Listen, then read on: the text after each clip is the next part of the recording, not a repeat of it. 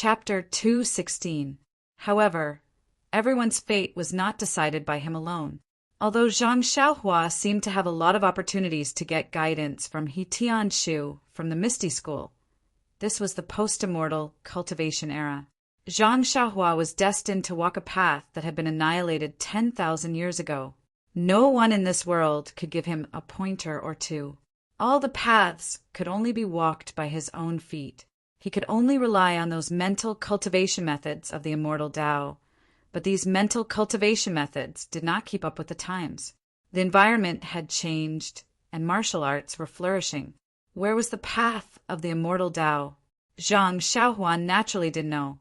He was only happy that he could sense qi and have the thickness of cotton thread. Zhang Qingyue's small courtyard was so quiet.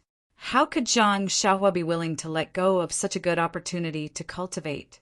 He just didn't know if the qi of heaven and earth here was the same as second brothers. When he released his perception, he let out a groan in his heart. How could he live like this? The concentration of the qi of heaven and earth in this small courtyard was actually not inferior to the medicinal hull. In Zhang Xiaohua's impression, the qi of heaven and earth should be related to medicinal herbs. The denser the medicinal herbs were, the richer the qi of heaven and earth.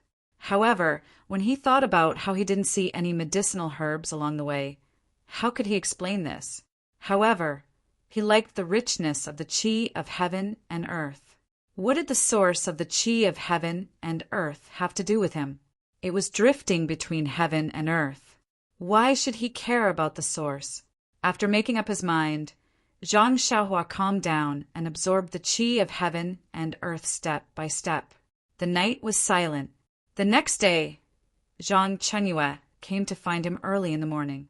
Looking at Zhang Qingyue's refreshed appearance, yesterday's exhaustion had long disappeared. In fact, don't look at it as a simple boxing manual. It required all the other people's moves to be accurately recorded. The movements of the moves also had to be recorded in words. It was not a very simple thing. Fortunately, Zhang Qingyue often copied boxing manuals and accumulated a lot of experience, so it was easy to learn. However, Zhang Qingyue had only copied before after all, and there was no new record. It was also difficult for him to do this. But then again, the matter of recording a fist technique manual was rare in the martial arts world. How could a set of fist techniques be born so easily and let people record it every day? Most of the people also copied their experiences. The task of recording the fist manual should have been done by the specially trained disciples of the Misty School. However, the implications of the fist of the North Star were too great. Oh, Peng didn't dare to let others do it, so he let Zhang Qingyue do it personally. Fortunately, Zhang Qingyue and Zhang Xiaohua already had the experience of the first day. As the ancients said, the first time you are unfamiliar, the second time you are familiar, and the third time you can be a master. It was much easier for the two of them to work together again. However, according to Zhang Qingyue's idea, in the beginning, as long as Zhang Xiaohua practiced the moves one by one, she could stop at any time. Who knew that Zhang Xiaohua used the excuse that her hands and feet were stiff, and she had to work hard 6 times before she stopped. The 6 times were actually very slow, which made Zhang Qingyue very angry. However, even so, 20 moves were recorded on the second day. After Zhang Xiaohua checked and corrected some mistakes, the two of them stopped. Zhang Qingyue still blushed a little. Back in the guest room, when Zhang Xiaohua sat cross-legged to practice, she was surprised to find that she had absorbed a lot of spirit of the world last night. Today, she found that the spirit of the world in the guest room did not reduce much. It was much better than the pharmacy hall. She couldn't help but be more emotional. Presumably, this Misty School's eldest disciple's living place was a place where spirit gathered. There must be a mystery. If she was fated to stay for a long time, wouldn't she be able to practice every day? She wouldn't be afraid to absorb it like in Huan Shi Villa, and she wouldn't have to absorb it carefully like in the pharmacy hall. Immediately, Zhang Xiaohua's little head spun quickly, thinking about whether she should ask Peng to exchange for a token. Thus, the recording of the fist manual that had been on the right track was slowed down by Zhang Xiaohua's selfishness. Every day, Zhang Xiaohua's practice of the fist manual was slow, and the revision was slow as well. She only recorded 12 moves a day. She wanted to stay with Zhang Qingyue for a while, but Zhang Qingyue was not happy. Every time she finished copying, she would report to Openg and let Openg refer to the fist manual. Openg saw that the results were bleak, so naturally he was quite dissatisfied. It had been 3 days, and she had only copied less than half of the moves.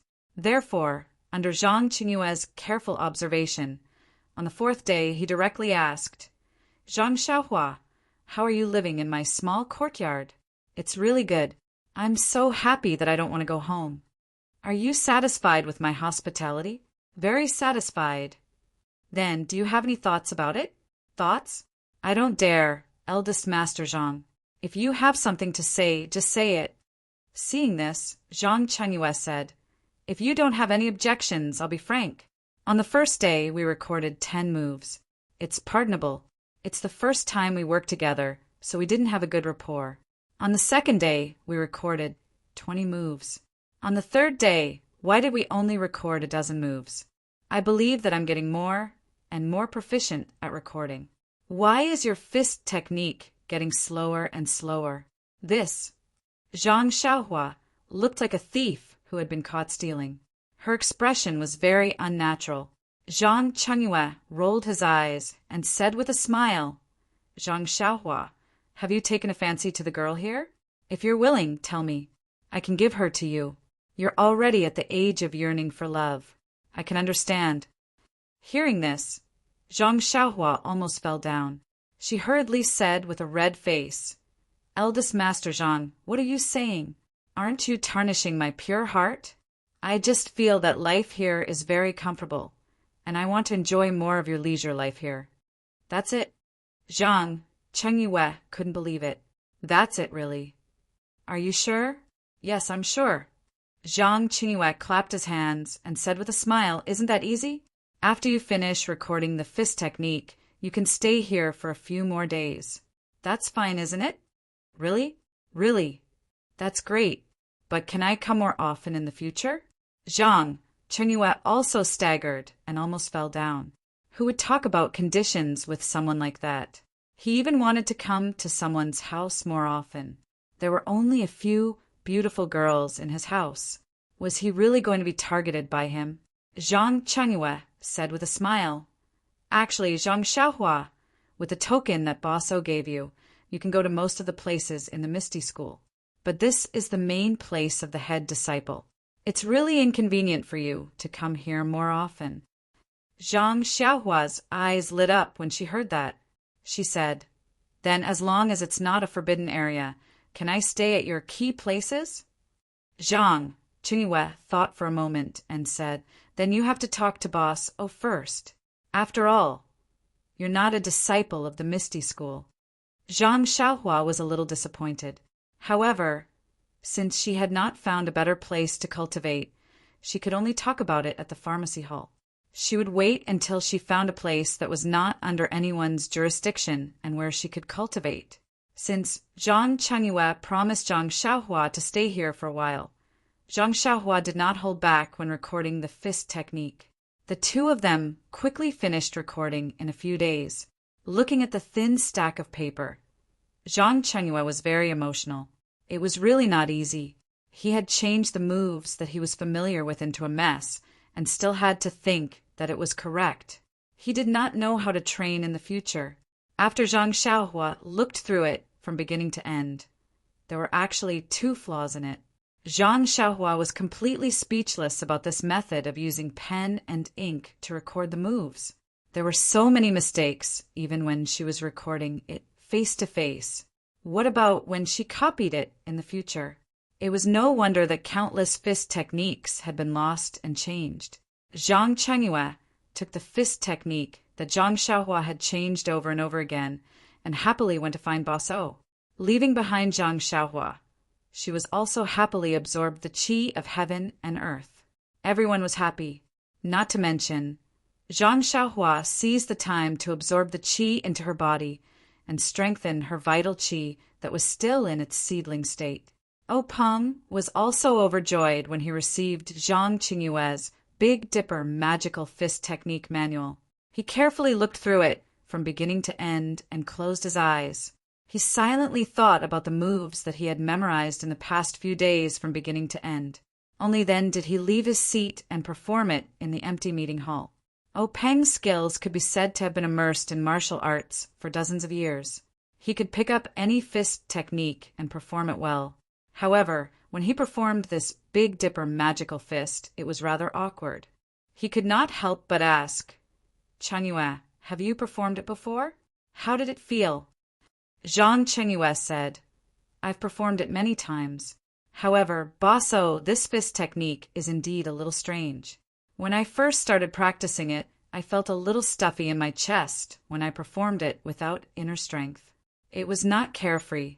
If I used a little inner strength, my inner breath would be a little chaotic and I would not dare to continue. However, after this disciple's study and cultivation, I realized that as long as I wholeheartedly practiced the fist technique, I would be able to complete it from beginning to end, even if it was not my own inner strength." Peng said gloomily, "But our martial arts are all based on inner strength. If this fist technique is purely without inner strength, only people like Zhang Xiaohua who are born with divine strength can use it. Wouldn't it be a waste of time for others to watch?" Zhang Chengyue said, "But Zhang Xiaohua is also practicing inner strength. When I saw him in my guest room, he was also sitting cross-legged and cultivating inner strength. Since he can practice it, our disciples should also be able to practice it.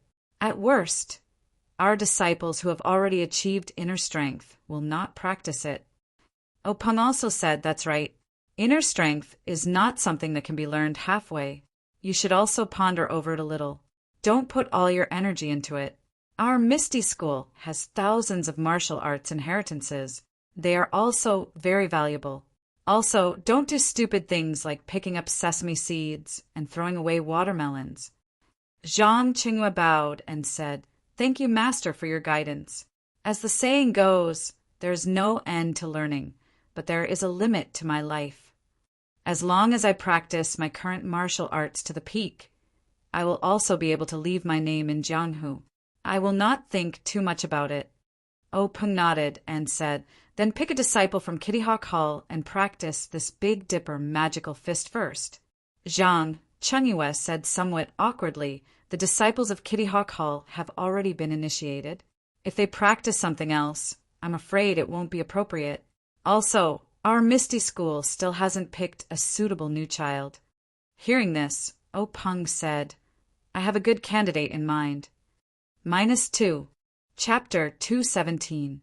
Zhang Qingyue thought for a while but still had no clue. He said, "Please enlighten me." Peng said with a smile, "Although we didn't select any new disciples this year, it doesn't mean that there aren't any new children with good aptitude." Zhang Qingyue's eyes lit up when he heard that. He said with a smile, "So you're talking about Deputy Gang Leader Shui's son, Shui Tiantian. You're really farsighted. I'm not as good as you." Peng waved his hand and said nothing else. "You're just thinking about the new disciples." However, Zhang Qingyue was still worried and said, "But Sect Master, Vice Sect Master Shui has high hopes for his son and is extremely picky when it comes to martial arts. Sect Master has promised to teach him the martial arts of our Misty Sect. I'm afraid Vice Sect Master Shui might not agree." Peng said with a smile, "Everyone knows the difference between the way of immortality and the way of martial arts. Not to mention that Shui Yupeng doesn't know the details. Even if we tell him the situation, he will be happy. How can he have any opinions? Moreover, the Big Dipper magical fist is obviously the inheritance of immortality for 10,000 years. Our Misty School is one of the 4 major immortal cultivation sects 10,000 years ago. It's not wrong to say that it's our inheritance.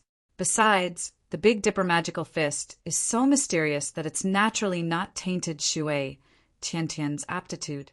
It's a blessing for Deputy Gang Leader Shui." Zhang Chengyue nodded and said, "You're right.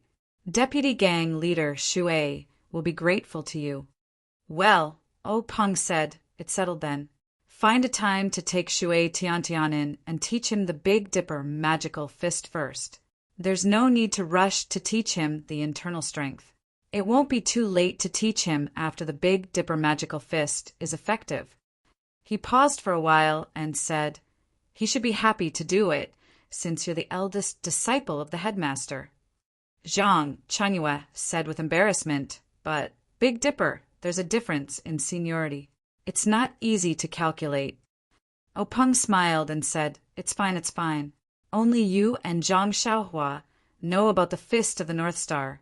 Zhang Xiaohua is not a disciple of the Misty School, so she can't teach Shui Tiantian. Moreover, based on what you said, this guy doesn't know how to teach at all. It's better if you teach him personally. Seniority is just a title. When you become the leader of the Misty School, even if Shui Yupeng is a generation older than you, what can she do? Don't worry, he's very happy. Furthermore, I only agreed to let my disciple take Tian as a disciple, but I never said that I would take her myself. Zhang Qingyue nodded and said, also, big gang leader, Zhang Xiaohua also wants a copy of the Fist of the North Star. Are you going to give it to him or not? Peng said with a smile, of course I did. I promised him that day. Besides, only you and I know about this. Who else knows about this secret? Neither you nor I will benefit from practicing this fist art. It would be useless for others to obtain it. However, tell Zhang Xiaohua that this fist art is only for him as a souvenir. He must not pass it on to others. Presumably, even if he wants to pass it on to others at such a young age, they may not be willing. When he grows up, our new generation of disciples will also have grown up. We won't have to worry about this fist art being passed on to others. The two discussed the details for a while more before Zhang Jinhua left the hall to find Shui Yupeng. Shui Yupeng was the deputy leader of the Misty School, but he was usually in the Luo Shui gang. He had just returned after meeting the monk Changgang at the martial arts exhibition when he was called back by Zhang Qingyue with a messenger pigeon. When Shui Yupeng returned, it was already a few days later. When he heard that Peng had allowed his son to become the disciple of the Misty School's headmaster, Shui Yupeng was extremely happy. Just as Peng had said, he did not have any dissatisfaction. When Zhang Qingyue finished his business and returned to the courtyard, he remembered that there was still a guy living next door who was eating and drinking for free. He asked someone to call Zhang Xiaohua over and asked, Zhang Xiaohua, you have also lived here for a few days. How do you feel? Zhang Xiaohua knew that Zhang Qingyue wanted to drive him away. He had not rested for the past few days. He was either practicing his fist art or refining his qi. The qi of heaven and earth in this small courtyard had been absorbed by him by nearly half. He did not dare to absorb any more. He was afraid that if something strange happened, he would not be able to explain it to Zhang Qingyue. So he said with a smile, thank you for your hospitality, Master Zhang. I have been living in this quiet place for the past few days. However, it seems that I can't leave Huanxi Mountain Villa. I have to go back and take a look. Zhang Qingyue said, He Tianshu and the others have already returned to Huanxi Mountain Villa. You don't have to worry. The herbs have also come back to life. Everything has returned to normal. Zhang Xiaohua was overjoyed and said, that's great. I just don't know how my second brother is now. Zhang Qingyue thought for a moment and said, yesterday I saw Wenwenhai. He seemed to be very satisfied with your second brother. He has already taught him the first level of the ethereal magic. He should have already been initiated. Zhang Xiaohua was even more delighted when he heard this and said, that's great. Master Zhang, it seems that you know everything. Zhang Qingyue said, I am the eldest disciple of the headmaster of the sect. Of course, I have to know everything. Otherwise, I would not be worthy of the title of headmaster. Zhang Xiaohua asked with a smile, what about the fist art that the headmaster promised me? Zhang Qingyue snorted and looked as if he had expected this. He took out a brand new book from his arms and threw it to Zhang Xiaohua, saying, that's good. This is the fist art that you want. Zhang Xiaohua reached out and took it. Looking at the fist art that had nothing written on the cover, she carefully looked through the familiar moves one by one. Unexpectedly, she did not find any flaws. She could not help but smile and say, "The Misty School is really amazing. There is not a trace of error in the copy of this fist art." Zhang Changyue secretly cursed in his heart. Nonsense! This was not carefully copied by me. How could I dare to make a mistake? Seeing Zhang Xiaohua put the fist art into her arms, Zhang Qingyue said again, "Zhang Xiaohua, although the headmaster promised to give you this fist art, please keep it carefully. Don't give it away casually and don't lose it." Seeing this, Zhang Xiaohua quickly said, "Don't worry, Master's Uncle Zhang. I know that you value this fist art very much. I promise you that I will never give this fist art to outsiders, nor will I teach it to others casually. Don't worry." Seeing that Zhang Xiaohua was very understanding, Zhang Chengyue did not say much. Zhang Xiaohua left Zhang Chengyue's place and looked back at the small courtyard that looked ordinary on the outside but was extremely comfortable on the inside. She thought to herself that she did not know when she would have time to absorb the qi of heaven and earth again. Thinking about what Zhang Qingyue promised her, it seemed that when she had time, she would have to walk around the Misty School and look for places with dense qi of heaven and earth. However, this was a matter for the future. At this time, Zhang Xiaohua only wanted to see Zhang Xiaohu and discuss with him about returning to the Guozhuang house. When she thought of the Guozhuang house, Zhang Xiaohua could not hold back the fire in her heart.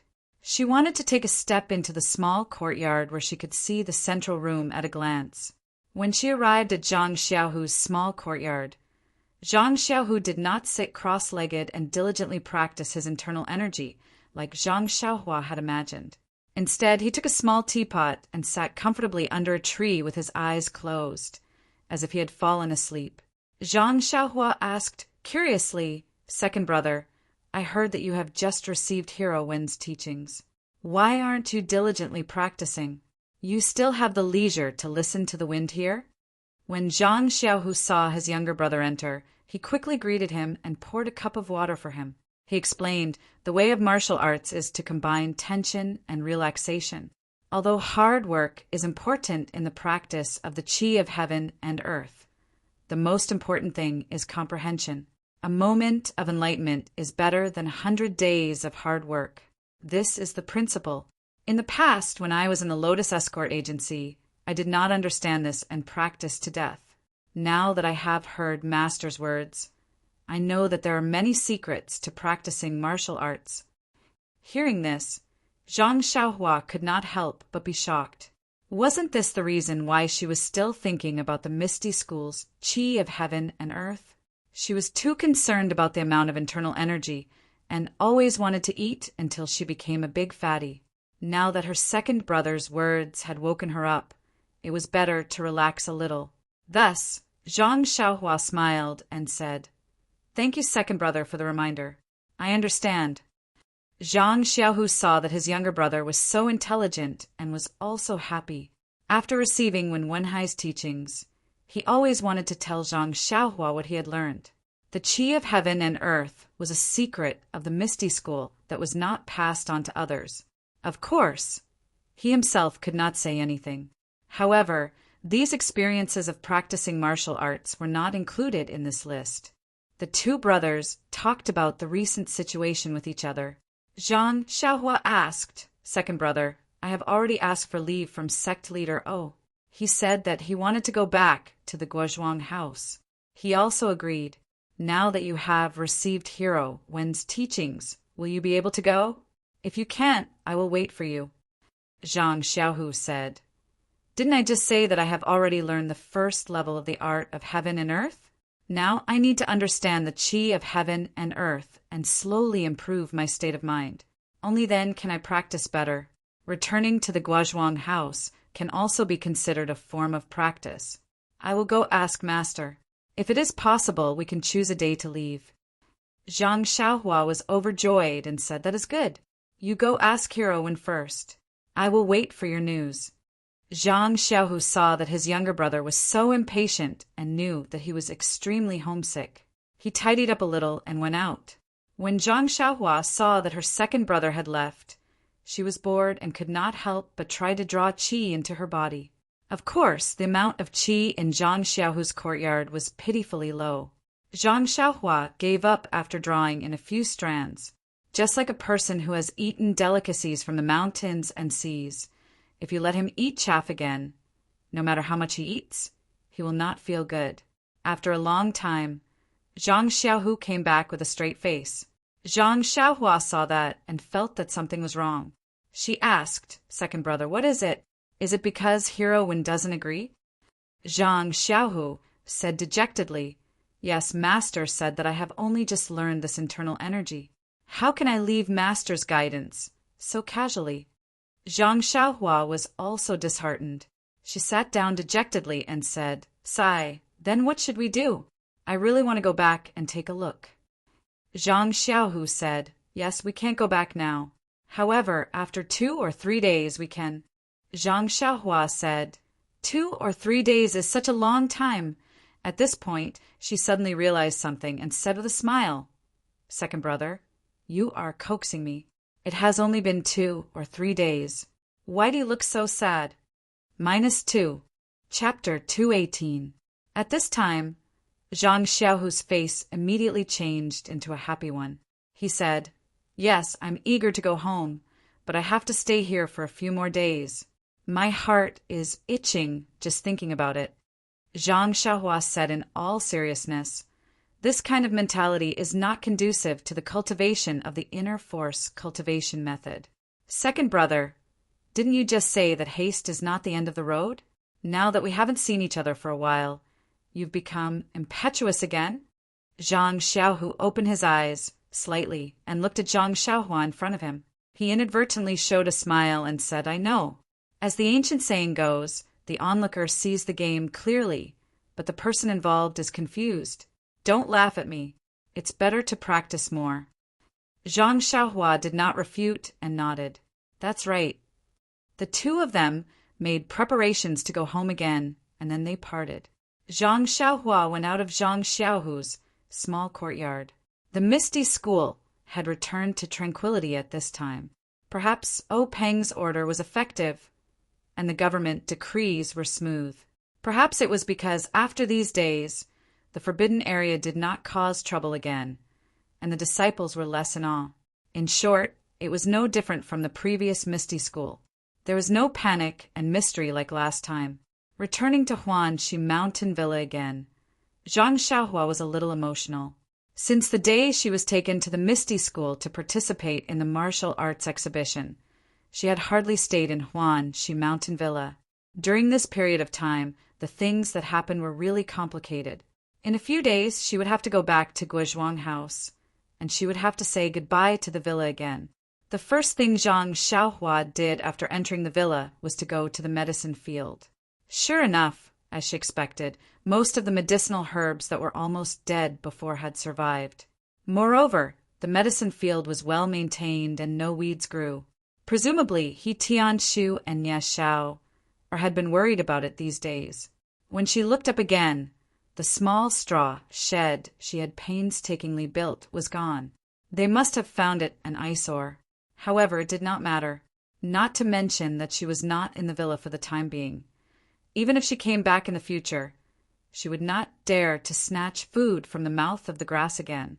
When she saw that the medicine field was still bare without sprouts, Zhang Xiaohua did not feel as helpless as before. Anyway, she already knew the reason why this kind of seeds could not germinate. She only needed to find a way to give these seeds enough pneuma. However, even the pneuma gathered by practicing heavenly thunder was not enough. For the time being, Zhang Xiaohua still could not think of a good way. On the way back to the small courtyard, Zhang Xiaohua unexpectedly met Ma Jing and Lu Er again. Ma Jing was still thin like a hemp stick, but Lu Er was getting fatter. Presumably, he had already made up for the loss of leaving the villa during this period. When Zhang Xiaohua saw Ma Jing from afar, she smiled and cupped her hands to salute him. Since she had been with He Tianshu and others, She had not talked to Ma Jing for a long time. Although she was still afraid of his smelly hands, it should be okay to talk from afar. However, Ma Jing was not as arrogant as she imagined. Instead, he trotted over from afar. Even Lu Er, who was behind him, was caught off guard and left far behind. When he got closer, Ma Jing rushed to salute her and said, "Little brother Zhang, long time no see. How are you now?" When Zhang Xiaohua heard this, she was stunned. She looked up and down, left and right. Was this still Ma Jing? She asked doubtfully, "Brother Ma, what are you doing?" Ma Jing waved his hand and said, "Don't call me Brother Ma. I'm just a few years older than you. Just call me Ma Jing. Little brother Zhang, I know you are a talent. When you first moved in, I knew it. Really, in the future, I must leave a plaque in my hut that says, 'Zhang Xiaohua sleeps here.' When you become famous in Jianghu, you can let people visit. Every time, it will be 1 copper coin. What do you think? By the way, why don't you leave me a calligraphy? I heard that you can write now. You are much better than me, who can't open my eyes." After that, he looked excited and wanted to hold Zhang Xiaohua's hands. Seeing this, Zhang Xiaohua did not dare to let him come close. She quickly cupped her hands and said, "Brother Ma, I still have things to do. You can do as you see fit. I'll go first." After that, she used the levitation skill and left quickly. Seeing Zhang Xiaohua's magical lightness skill, Ma Jing was even more admiring. He said, "Tisk tsk, you are really not an ordinary person. When you first came, you were a country boy who knew nothing. Looking at your kung fu, no wonder even the old, bald donkey of the Dalan Temple was no match for you. Alas, comparisons are odious. Why doesn't he Tianshu like me, a martial arts genius?" After that, he naturally put his fingers under his nose and sniffed. He called Lu Er, who had just caught up, and they went to do things together. Zhang Xiaohua walked and thought, why did Ma Jing become so distant? However, just now I wanted to say something to him. But when I opened my mouth, I didn't know what to say. This guy used to be hateful and bullied me repeatedly. But now, when I want to punish him, I don't have such thoughts. It's really strange. In fact, it was simple. Although Zhang Xiaohua and Ma Jing lived in the same courtyard, they were in 2 different worlds. How could they have the same topic? At this time, it was easy for Zhang Xiaohua to teach Ma Jing a lesson. But he was not a person who would seek revenge for the smallest grievance. How could he have the leisure to find trouble with him? What's more, Zhang Xiaohua showed great power in the martial arts exhibition.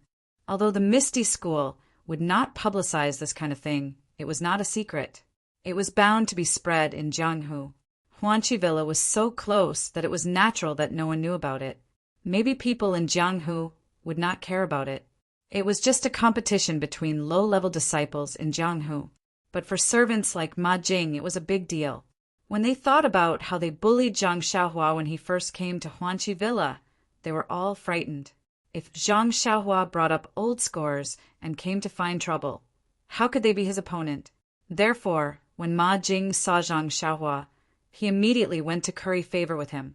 On the one hand, he wanted to use the reason that he was familiar with Zhang Xiaohua to get close to him. On the other hand, he wanted to let Zhang Xiaohua calm down and not hate his previous mistakes. Zhang Xiaohua gradually understood Ma Jing's intention as he walked. He could not help laughing secretly. Now he was a person who could talk directly with Grand Gang Leader O and the disciple of sect leader Zhang. How could he care about these servants? When he was thinking, he saw the arched door in front of him. He could not help but be shocked. How could he walk so fast today? At this time, Zhang Xiaohua found that he actually used the levitation skill, which was lightness skill all the way. Zhang Xiaohua was happy. He could barely float in the air before he attracted thunder. These days he did not practice lightness skill, but he could improve so much. It seemed that the levitation skill should be related to internal force. Seeing that it was still early, Zhang Xiaohua did not enter the small courtyard. He turned his head and used lightness skill to rush into the small forest. After entering the forest, Zhang Xiaohua did not continue to practice lightness skill. Instead, he sat cross-legged and checked the qi in his meridians. After he had a good idea, he then silently chanted the levitation skill of ethereal steps. He guided the qi to flow in his meridians, and his body slowly floated up. Following that, Zhang Xiaohua followed the lightness skill recorded in the ethereal steps and He Tianshu's lightness skill. He leaped up and down in the forest, running around like a bullet. After practicing for a while, Zhang Xiaohua was in a good mood. Although he had just started to use lightness skill, and there was a limit to the height he could reach, he could already use it. In the future, he would not need to walk step by step. Presumably, with the improvement of his skills, it would only be a matter of time before he could reach a higher realm. After his mood calmed down, Zhang Xiaohua sat cross-legged again and checked his qi. This check was not important. The qi that was as thick as a cotton thread had shrunk. Zhang Xiaohua's heart ached. It was not easy for him to absorb some qi of heaven and earth. He had wasted a lot of it just by going up and down. How would he dare to use it in the future? This lightness skill was also a waste of internal energy. Thinking of this, Zhang Xiaohua did not immediately get up. Instead, he silently circulated the Heart Sutra cultivation method and circulated the qi in his meridians. After a careful check, Zhang Xiaohua heaved a sigh of relief. The shrunken qi had already recovered a little. Fortunately, even if there was no qi of heaven and earth to absorb, he could still recover by circulating his qi. Otherwise, Zhang Xiaohua would not dare to use lightness skill. Following that, Zhang Xiaohua continued to practice in the forest. He gradually realized that if he simply floated a little in the air and used the ethereal steps lightness skill to move forward, the consumption of qi would be the least. If he floated for a long period of time and did not use lightness skill, the consumption of qi would be a lot. And what consumed the most qi was to float for a long period of time. When he floated a little higher, he would simply use his qi to float forward. He would not use ethereal steps or borrow strength from external objects. However, Zhang Xiaohua had some doubts. Was this still lightness skill? After finishing his practice, Zhang Xiaohua sat cross-legged in the forest and meditated for a long time before returning to the small courtyard. The scene in the small courtyard was the same as when Zhang Xiaohua first arrived. Zhang Xiaohua first tidied up his little house. Previously, he had only finished half of it when he went to the herb farm. The next day, he was still thinking about the herb farm and forgot about it. If he did not tidy it up this time, who knew when the next time would be? When everything was in order, Zhang Xiaohua pushed open the door and came to He Tianshu's door. Gently knocking on the door, He Tianshu's familiar voice sounded. "Who is it?" "Come in." Seeing that it was Zhang Xiaohua who came in, He Tianshu smiled and said, "Zhang Xiaohua, you have finally shown yourself. Sai, you are now a mysterious person." Zhang Xiaohua chuckled and said, "Team leader He, please don't laugh at me. It's just that big sect leader is looking for me for some matters. Won't I be back once I'm done? Where else can I go?" He Tianshu shook his head and said, "To be able to see big sect leader from time to time and work for big sect leader is the wish of all the disciples in our Misty School. For someone like you, who is not even a disciple of our Misty School, to be able to gain big sect leader's favor, it really makes us envious." "Envious?" Zhang Xiaohua smiled bitterly. -2, Chapter 219. To be honest, sect leader had treated her quite well. Not only was he trying to repay her kindness by accepting her second brother, Zhang Xiaohu, into the Misty School, but he had also rewarded her after the martial arts exhibition. All of these had made Zhang Xiaohua extremely satisfied. However, Zhang Xiaohua still felt a little awkward. It was just awkwardness, not dissatisfaction. She had only recorded her messy fist technique for him, but he had already secretly hinted that the fist technique would belong to the Misty School in the future and would no longer belong to her. People always had a kind of laziness. If something belonged to them, even if they didn't use it, they wouldn't want it to be taken away by others. As long as it was taken by others, no matter if it was valuable or lowly, they would be concerned. In fact, Zhang Xiaohua still didn't understand the Fist of the North Star. She didn't know why it had the effect of tempering bones, and she also didn't know if it would be effective for others to practice it. This fist technique was easy to obtain, and she didn't have to risk her life to obtain it, so she didn't think it was too precious. However, sect leader O's attitude towards the Fist of the North Star made it seem like he was determined to obtain it, which made Zhang Xiaohua faintly feel that this fist technique wasn't simple. However, it was this not simple that made Zhang Xiaohua ponder. This was clearly a fist technique that she had pieced together, but she felt that it had something to do with Openg. He even asked if there were 360 moves, and if she had learned it from a secret manual, as if she had taken advantage of him. Thinking about Zhang Qingyue's personal and secret record, Zhang Xiaohua also knew that this fist technique of hers must have a name. But what was this name? Could it be used to temper bones? Or was it something else? Zhang Xiaohua didn't know. Thinking up to this point, Zhang Xiaohua thought of the token and the stack of banknotes that sect leader O had given her. She felt relieved. Everyone did their best and took what they needed. She had been thinking too much. Soon after, she smiled and said, "That's right. You guys can be envious. If you can also defeat the monks of the Dalan Temple, sect leader O will let you go himself." He Tianshu said, "You only defeated 2 low-level monks and you're already so proud? How can I improve in the future?" Zhang Xiaohua said helplessly, "We have to find a reason for all of you. Naturally, this is the most boastful." He Tianshu shook his head and said, "It was pure luck that you won. When it comes to the level of martial arts, you are far behind him." Then, as though he had thought of something, he said, "That's right, Zhang Xiaohua. A few days ago, Zhang Chengyue suddenly looked for me and took away the levitation technique from the 3rd level of the ethereal steps. He even specially asked me if anyone else had seen this ethereal steps." Zhang Xiaohua said, "I know. When Grand Sect Master asked me that day, I said that I saw the levitation technique in the ethereal steps. He was very surprised. Only then did he know that Grand Master Zhang had given it to us by mistake. So what if he took it away? You've seen it anyway. By the way, have you learned it?" He Tianshu shook his head repeatedly and said, "Those are all legendary kung fu. How can I practice it?"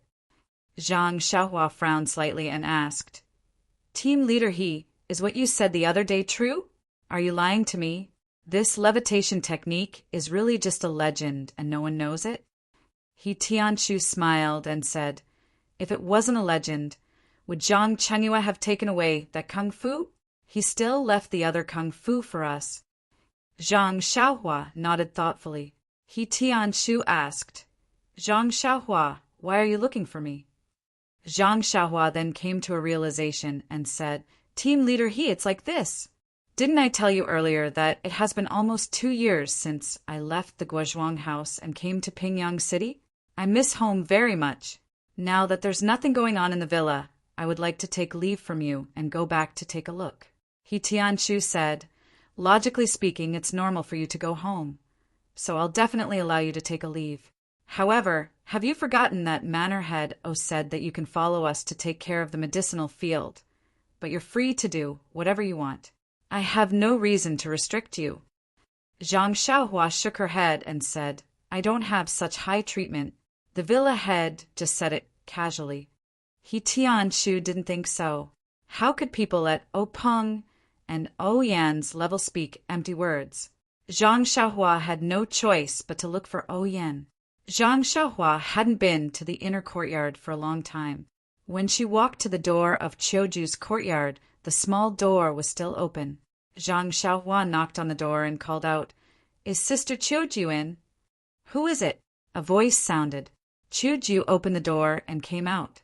Zhang Xiaohua saluted and said, "Sister Qiuju, I want to see the villa head. Can you help me inform him?" When Qiuju saw that it was Zhang Xiaohua, she smiled and said, "Okay. Zhang Xiaohua, wait a moment. I'll be back soon." After saying that, she walked towards the inner courtyard. After taking a few steps, she turned back and said, "Zhang Xiaohua, don't touch the things in the courtyard. I'll be back soon." Zhang Xiaohua, who was pacing back and forth, immediately stood still and said, "I know. Sister Choju, I'll stand here and not move." When Choju saw that, she covered her mouth and laughed. She quickly walked into the inner courtyard. Not long after, Choju came back. When she saw that Zhang Xiaohua was still standing there, she laughed secretly and said, "Zhang Xiaohua, the villa head is in the main hall. He's talking to Sister Chiotong. You should go quickly." However, Zhang Xiaohua didn't seem to hear her and didn't move. Choju said, "The villa head asked you to go in. Why aren't you leaving?" Zhang Xiaohua scratched her head and said, Sister Choju, I've been to the inner courtyard a few times, but I've long forgotten how to get there. You should lead me there." Choju was helpless and thought to herself, "You should have said so earlier. I might as well have just brought you in. Now I have to make 2 trips. When Zhang Xiaohua arrived at the main hall of the inner courtyard, Oyen and Chiotong were indeed there. When the 2 of them saw Zhang Xiaohua, they were very happy. Oyen smiled and said, "Zhang Xiaohua, you're finally back from the Misty Mountain Villa. I thought the sect head would ask you to stay." Zhang Xiaohua saluted and said, "How could that be? The Misty School is full of elites. I can only go there to plant herbs for the pharmacy hall." Chiotong asked, "Zhang Xiaohua, I heard from the disciples of the Misty School that you were very impressive in the martial arts exhibition. You actually passed 3 tests and defeated the disciples of the Dalan Temple in the end." Zhang Xiaohua said embarrassedly, "Well, Sister Chiotong, don't flatter me. Others may not know my background. But how can the 2 of you not know me? I'm sure you know the situation of the 3 tests. The first test was purely a trick of the ethereal steps. I only fought 9 battles to a draw. Who knew that I would be the last one to pass? Moreover, the last little monk, to be honest, was defeated by me because he was a vegetarian every day. He didn't have as much strength as me. When it comes to real martial arts, Captain, he said that I'm far inferior to him." Oh Yen was very happy to hear this. No matter what, Zhang Xiaohua was still a member of the Huan Shi Mountain Villa. Being able to stand out in the martial arts exhibition, especially in the face of the challenge from the Dalan Temple, and being able to help her brother was also her pride as the villa master. She originally thought that Zhang Xiaohua might not know how to reflect on herself and would inevitably be arrogant. She wanted to give her a warning, but now it seemed that she was overthinking. Therefore, she narrowed her eyes and said, "Zhang Xiaohua, you don't have to be modest. There's a reason why no one from the Huan Shi Mountain Villa and the Lotus Escort Agency dared to participate in the martial arts exhibition. I heard that this time 2 people from the Lotus Escort Agency suffered a crushing defeat. Presumably, in the next few decades, no one will participate. But you've made our Huan Shi Mountain Villa proud. I'm very relieved." Zhang Xiaohua cupped her hands and said, "Sister O is too polite. You've always treated me well. In fact, I didn't think that I could win, let alone win for the villa." Yen laughed out loud and said, "You're honest. However, you've achieved good results in the martial arts exhibition, but the Misty School didn't reward you. Are you very disappointed?" Zhang Xiaohua scratched her head and said, "That's not true. Sister Chiotong already told me before the martial arts exhibition." Chiotong also spoke at this time and said, "Yes, at that time I did ask the Misty School steward. However, I forgot to check the old records of our Huan Shi Mountain Villa. Just when you were participating in the martial arts exhibition, I especially looked at the old records and found some interesting things." Zhang Xiaohua asked curiously, "Sister Chiotong, what interesting things did you find?" Yen said, "It's nothing interesting. It's just that our Huan Shi Mountain Villas people have won in the martial arts exhibition before. Even if the Misty School doesn't reward us, we should still reward ourselves." Ah, Zhang Xiaohua was overjoyed. There was actually such a good thing. Chiotong smiled and said, "Our Huan Shi Mountain Villa is different from the Misty School. They reward internal strength cultivation methods, but we don't have that. However, we don't lack money, so we'll reward you with this." Zhang Xiaohua was so happy that her mouth was about to become crooked. Wasn't this what she liked the most? If she didn't reward this, what else could she reward? Yan said, "Moreover, it's not only about money but also your position. However, Zhang Xiaohua, you're still young, so I won't give you this position. I'll reward you with more money." Zhang Xiaohua nodded her head like a chick pecking rice. What a joke! Why would she want a position? She didn't even want to hang out with Ma Jing and the others. Giving her some money was the most practical. Seeing that Zhang Xiaohua agreed, Oyen gestured to Qiu Tong and said, "I heard from Qiu Ju that you were coming, so I asked Qiu Tong to get it for you." After saying that, Qiu Tong went out. Not long after, she came in with a few thick stacks of banknotes. Zhang Xiaohua's eyes widened. She exclaimed in her heart, "My goodness! Our Huanxi Mountain Villa's generosity is no less than the Misty School's." Sect leader offered 10,000 taels of gold as soon as she opened her mouth. Our villa mistress, is also a woman who doesn't lose out to men.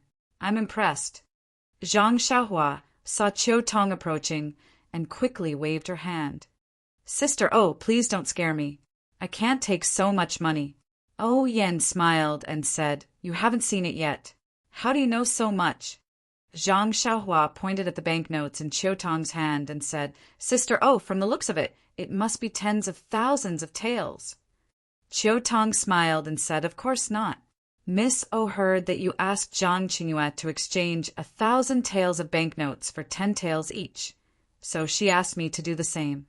I exchanged 1 tael for each banknote. There are 400 banknotes in total, so it's 400 taels. You can count it." Zhang Xiaohua almost fell down. "Big sister, you can't play like this." -2. Chapter 220. Seeing Zhang Xiaohua lose his composure, Yan and Qiu Tong were overjoyed. Then Qiu Tong smiled and said, "Don't look so sad. Young Miss was just joking with you. Think about it. Where would the bank have banknotes worth 1 tael of silver? The banknotes here are all worth 5 taels. Young Miss had the accountant go to the bank to exchange for them." Only then did Zhang Xiaohua understand that the 2 big sisters were making fun of him. However, 400 banknotes worth 5 taels was a total of 2,000 taels of silver. Zhang Xiaohua felt a little dizzy. He couldn't help but wave his hand and say, "Big sister, isn't this a little too much? Big sect leader only rewarded me with 1,000 taels of silver. You're giving me so much at once. I feel like my hands are burning." Yan smiled and said, "Actually, this silver is not just a reward for you at this martial arts exhibition. Last time, when you saved my life, you only took 100 taels of silver. I really feel bad about it, so I prepared a little more. Also, I heard from Big Sect Leader that you're taking leave on behalf of your second brother and are preparing to go home. You and your second brother probably didn't save much money while you were away. You changed the 1,000 taels of silver into 10 taels of silver each. Are you planning to bring them home?" Zhang Xiaohua replied honestly, "Yes, big sister, that's exactly what I was thinking." "That's good. Take these banknotes and give them to your family. Let them know that you're doing well outside and that they don't have to worry about you in the future." Zhang Xiaohua still refused. Although he saved Yan's life, her brother accepted Zhang Xiaohu into the Misty School and gave him the ethereal steps. These could all be compensated. Now, Yan gave him such a large amount of banknotes. If it was like the first time, it was only 400 taels, although it was a large amount to Zhang Xiaohua. It was still acceptable. However, this 2,000 taels really made Zhang Xiaohua afraid. Yan saw that Zhang Xiaohua was refusing again, and her face was a little unhappy. Qiu Tong observed Zhang Xiaohua's expression and hurriedly winked at him. "Zhang Xiaohua, young Mrs. Kind Intentions are just because you've won glory for the manor. It's also because you saved her life. How can it be justified? Moreover, the manor will have a lot of use for you in the future. If you have the heart, you should keep the manor in your heart and protect it more. Maybe in the future, your contribution to the manor will be more than 1,000 taels of silver." Seeing this, Zhang Xiaohua knew that if she didn't accept it, she would be absolutely tactless. She immediately bowed deeply to O Yan and said, "Thank you, big sister O. It would be impolite for me to refuse." O Yan then smiled and said, "That's good. Zhang Xiaohua, big sister, is also a person who rewards and punishes clearly. If you didn't contribute to the manor, why would I reward you? Since you've taken it out, don't let big sister take it back." After Zhang Xiaohua kept the banknotes, she asked again, "Zhang Xiaohua, since you've already asked for leave from big gang leader, when will you go back?" Zhang Xiaohua said, "In 2 or 3 days. My second brother has just been taught by swordsman Wen. He may need to consolidate what he has learned. I came to see big sister, this time because I want to ask for leave and go back with my second brother." How could Oyen refuse? Naturally, she agreed. She even urged Zhang Xiaohua to stay at home for a few more days to accompany her father and mother. There was no need to rush back. Zhang Xiaohua was also very grateful. Oyen then asked about the matter of the herbs in the medicinal field dying and coming back to life. Zhang Xiaohua answered one by one. She even impulsively wanted to talk about the qi of heaven and earth. Fortunately, when she was about to say it, she remembered that she had stolen the Carefree Heart Sutra. If Oprung knew about this, it would be very bad. Only then did she tactfully shut her mouth. However, because of how Oyen treated her, Zhang Xiaohua was once again secretly determined to help her solve the problem of the seeds not germinating. Coming out from the inner courtyard, Zhang Xiaohua had nothing to do. First, she went to the small forest where she used to practice martial arts. After she finished practicing her fist and sword techniques, she returned to the small house to meditate and practice. Drawing qi into the body naturally could not be practiced. However, refining the meridians and increasing the essential qi could be practiced. It was not until nightfall that the essential qi in Zhang Xiaohua's meridians recovered slightly, making up for the loss from practicing the levitation technique. As she would be returning to the Guozhuang house in a few days, Zhang Xiaohua did not even go to the medicinal field. Ever since the accident in the medicinal field, Zhang Xiaohua and the rest were much more diligent than before. Even He Tianshu, who was practicing the ethereal steps, would often go to the fields to help. It did not matter if Zhang Xiaohua was there or not. As a result, Zhang Xiaohua mostly practiced martial arts in the forest and mental cultivation method in the small house. The forest was very secluded and no one usually went there. Sometimes, Zhang Xiaohua would also meditate in the forest. The essential qi he used to practice the levitation technique would be replenished after a day. He even felt that his essential qi had increased slightly. Moreover, Zhang Xiaohua also felt that he preferred to practice mental cultivation method in the forest. The small house was too quiet and the essential qi was stable. However, in the forest, the essential qi was lively and had a pleasant feeling. One day, when Zhang Xiaohua was practicing his qi in the forest, she suddenly remembered that her fellow villager, Li Jinfeng, had visited her house during the New Year. This time, she had to go back and take a look at Li Jinfeng's house. Therefore, before she left, she had to go to the academy to see Li Jinfeng. Moreover, ever since she returned to the Huanqi Manor, Li Jinfeng had come once, and they had not seen each other for several months. Zhang Xiaohua had a good impression of this man who was not too snobbish. Of course, she was willing to get closer to him. Thinking of this, Zhang Xiaohua stopped practicing kung fu. She hurried out of the manor and went to the academy to find Li Jinfeng. Zhang Xiaohua had not been to the academy where Li Jinfeng was. She asked around on the way and found it. Coincidentally, Li Jinfeng had gone out with the teacher to collect wind and could not come back recently.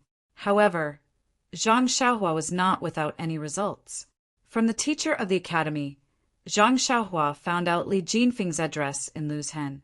With one thing off her mind, Zhang Xiaohua returned to the manor to continue her practice and quietly waited for Zhang Xiaohu. However, after waiting for 3 or 4 days, he still did not come. Zhang Xiaohua could not help but feel a little strange. She secretly thought, could it be that the road to happiness is strewn with setbacks? On this day, Zhang Xiaohua was reading in the hut when she heard footsteps coming towards her room. Zhang Xiaohua could not help but smile. Wasn't that her second brother's footsteps?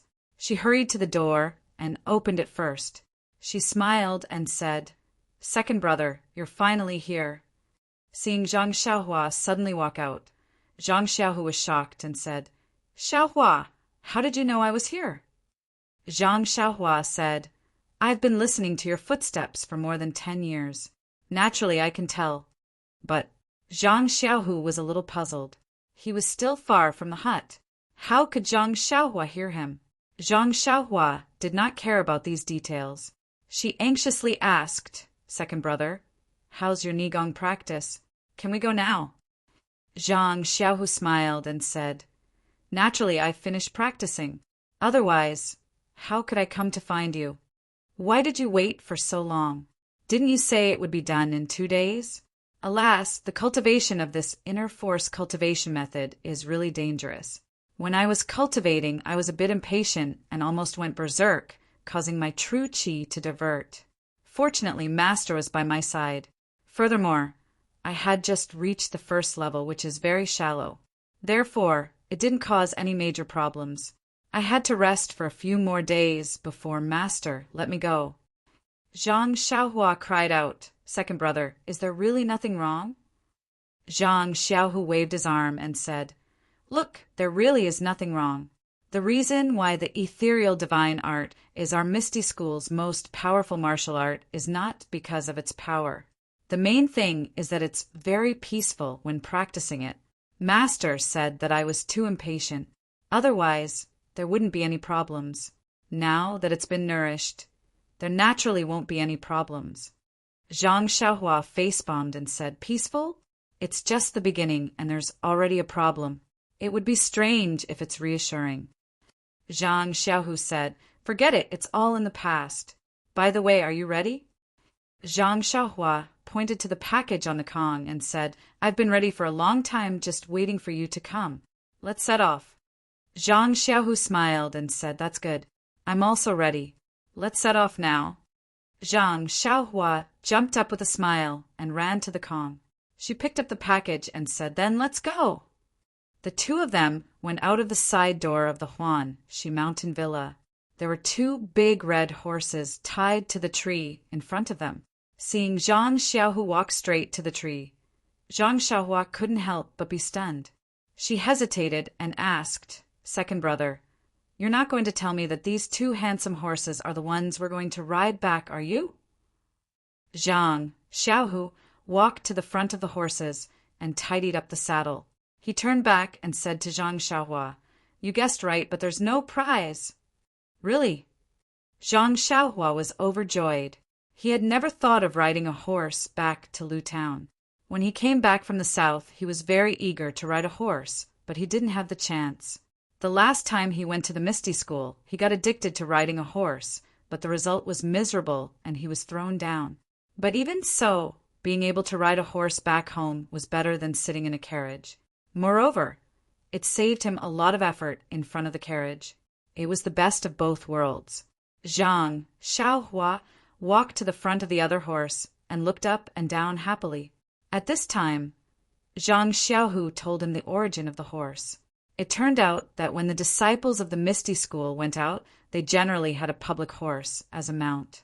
They just had to register and get it, and when they finished their business, they could come back and hand in. Zhang Xiaohu was new here and didn't know much about it. When Wenhai told him when he occasionally mentioned to his master that he wanted to take a carriage back. Moreover, Zhang Xiaohu originally planned to get a horse and let Zhang Xiaohua ride the same horse with him. But when he thought that Zhang Xiaohua had long wanted to ride a horse by herself, he tentatively asked if he could get an extra one. When the horse steward heard that the direct disciple of the Grand Faction leader wanted to get an extra horse, how could he agree to such a trivial matter? This was simply flattery delivered to his door. It would be a waste if he didn't buy it. That's why he got 2 handsome horses. -2. Chapter 221. Zhang Xiaohu helped Zhang Xiaohua onto the horse's back and said with a smile, "This is your first time riding a horse. I'll lead you for 2 laps first. When you get used to it, we'll continue. In fact, riding a horse is quite simple. You just need to keep your balance with the horse and then control the reins to let the horse know your intention. These 2 horses were trained by our Misty School and are very obedient. Thus, Zhang Xiaohua sat on the horse's back and let Zhang Xiaohu lead the horse for 2 laps around the square in front of Huanshu Manor. In fact, Zhang Xiaohua had ridden a horse before and knew how it felt inside. After Zhang Xiaohu's guidance, he quickly learned how to control it. Zhang Xiaohua had also learned the levitation technique. The levitation technique was very particular about balance. How could the balance on the horse's back be difficult for him? After familiarizing himself with the horse for 2 laps, Zhang Xiaohua could slowly trot the horse by himself. After running 2 laps around the square, Zhang Xiaohu also mounted the horse and said, "Well, Xiaohua, you learned very quickly. Since you have learned it, let's go back quickly." Zhang Xiaohua smiled and agreed. The 2 turned the horse's head and galloped out of the square of Huanshu Manor. At first, Zhang Xiaohua was not quite used to it. It was not only because it was his first time riding a horse and he couldn't grasp the essentials. These skills and movements were becoming more skillful as time passed. Moreover, Zhang Xiaohua had always been faster with his hands and feet than his brain. Before Zhang Xiaohua could think, his body had already adapted to the posture on the horse's back. What made Zhang Xiaohua even more uncomfortable was the feeling of riding a tall horse in the middle of the road. That kind of feeling was like a thorn on his back, and that kind of feeling that the whole street was looking at him. From time to time, Zhang Xiaohua had to lower his head to check if there was anything wrong with his clothes and riding posture. This kind of feeling made his mind a mess. He couldn't even hear some of the words that his second brother said to him clearly. Zhang Xiaohu rode in front and turned back to talk to Zhang Xiaohua. Seeing that Zhang Xiaohua was absent-minded, he felt strange. He loosened the reins and slowed down the horse until it was level with Zhang Xiaohua. Then he asked, "Xiaohua, are you not feeling well?" Zhang Xiaohua looked around and said, "No, second brother, it's quite good." "Then, is it because you have just learned to ride a horse?" "That's right, second brother. I'm sitting so high up on the horse.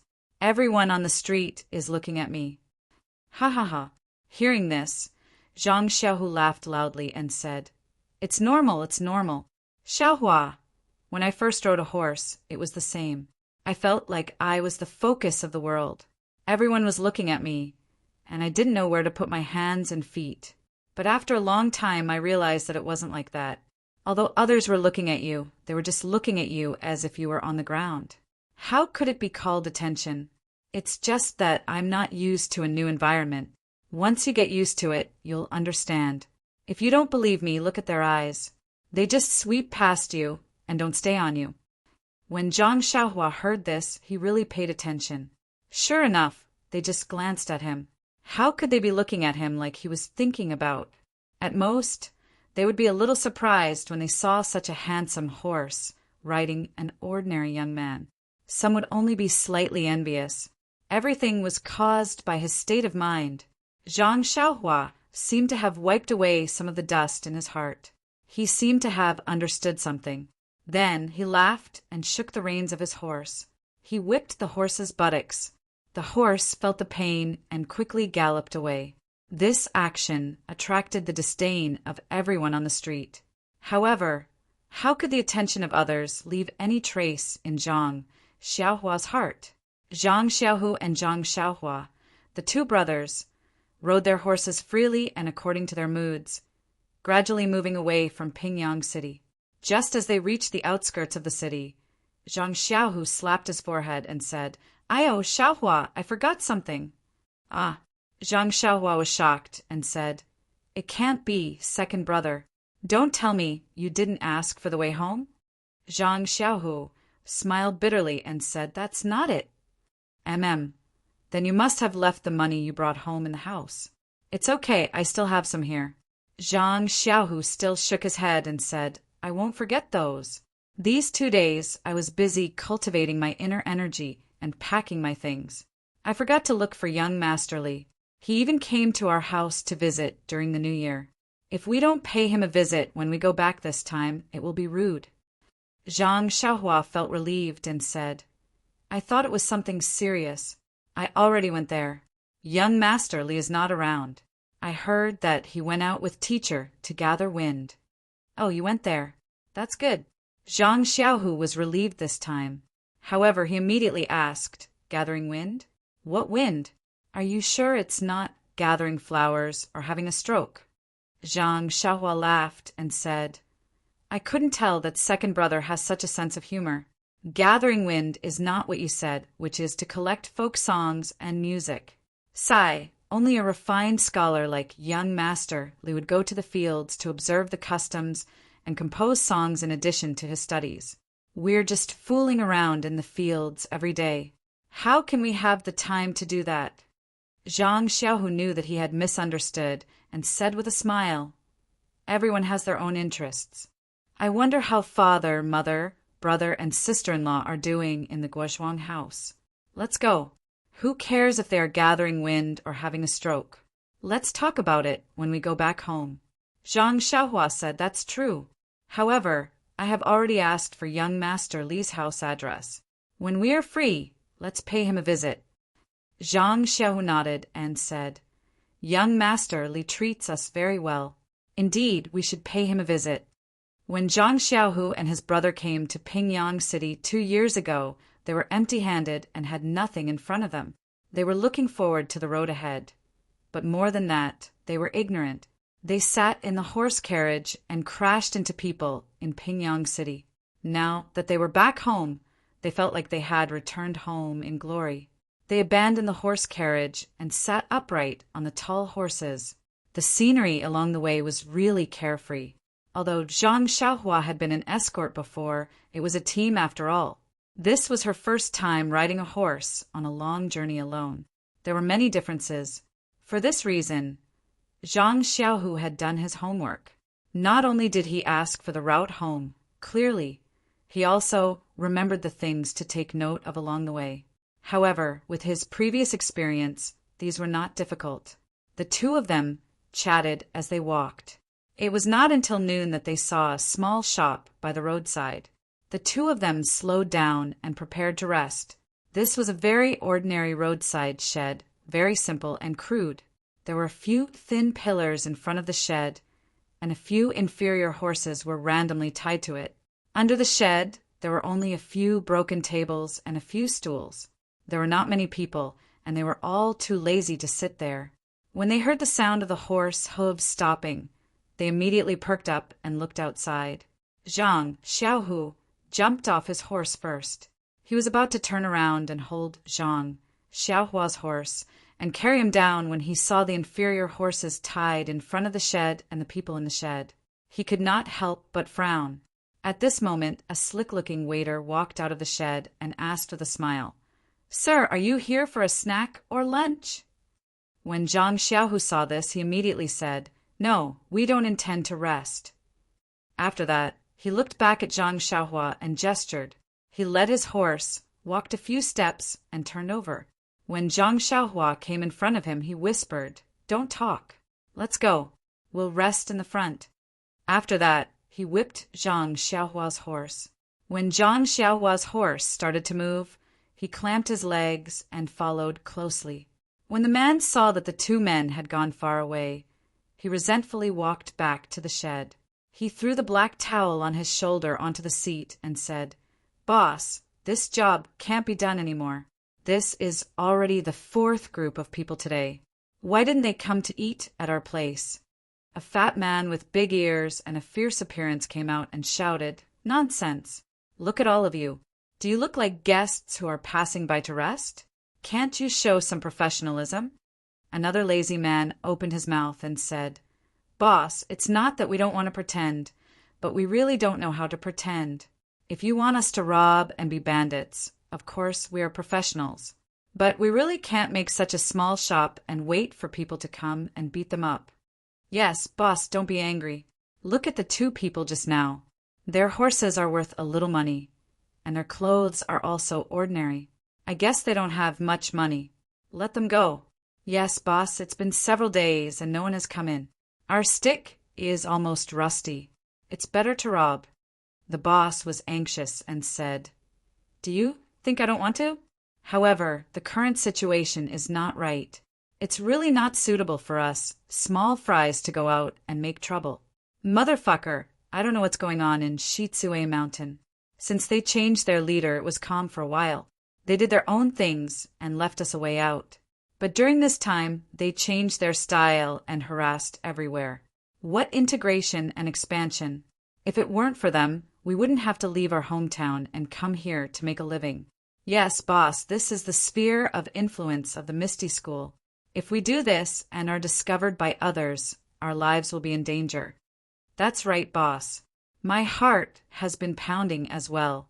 Suddenly, the waiter hesitated and said, "I have an idea, but I don't know if boss wants to hear it."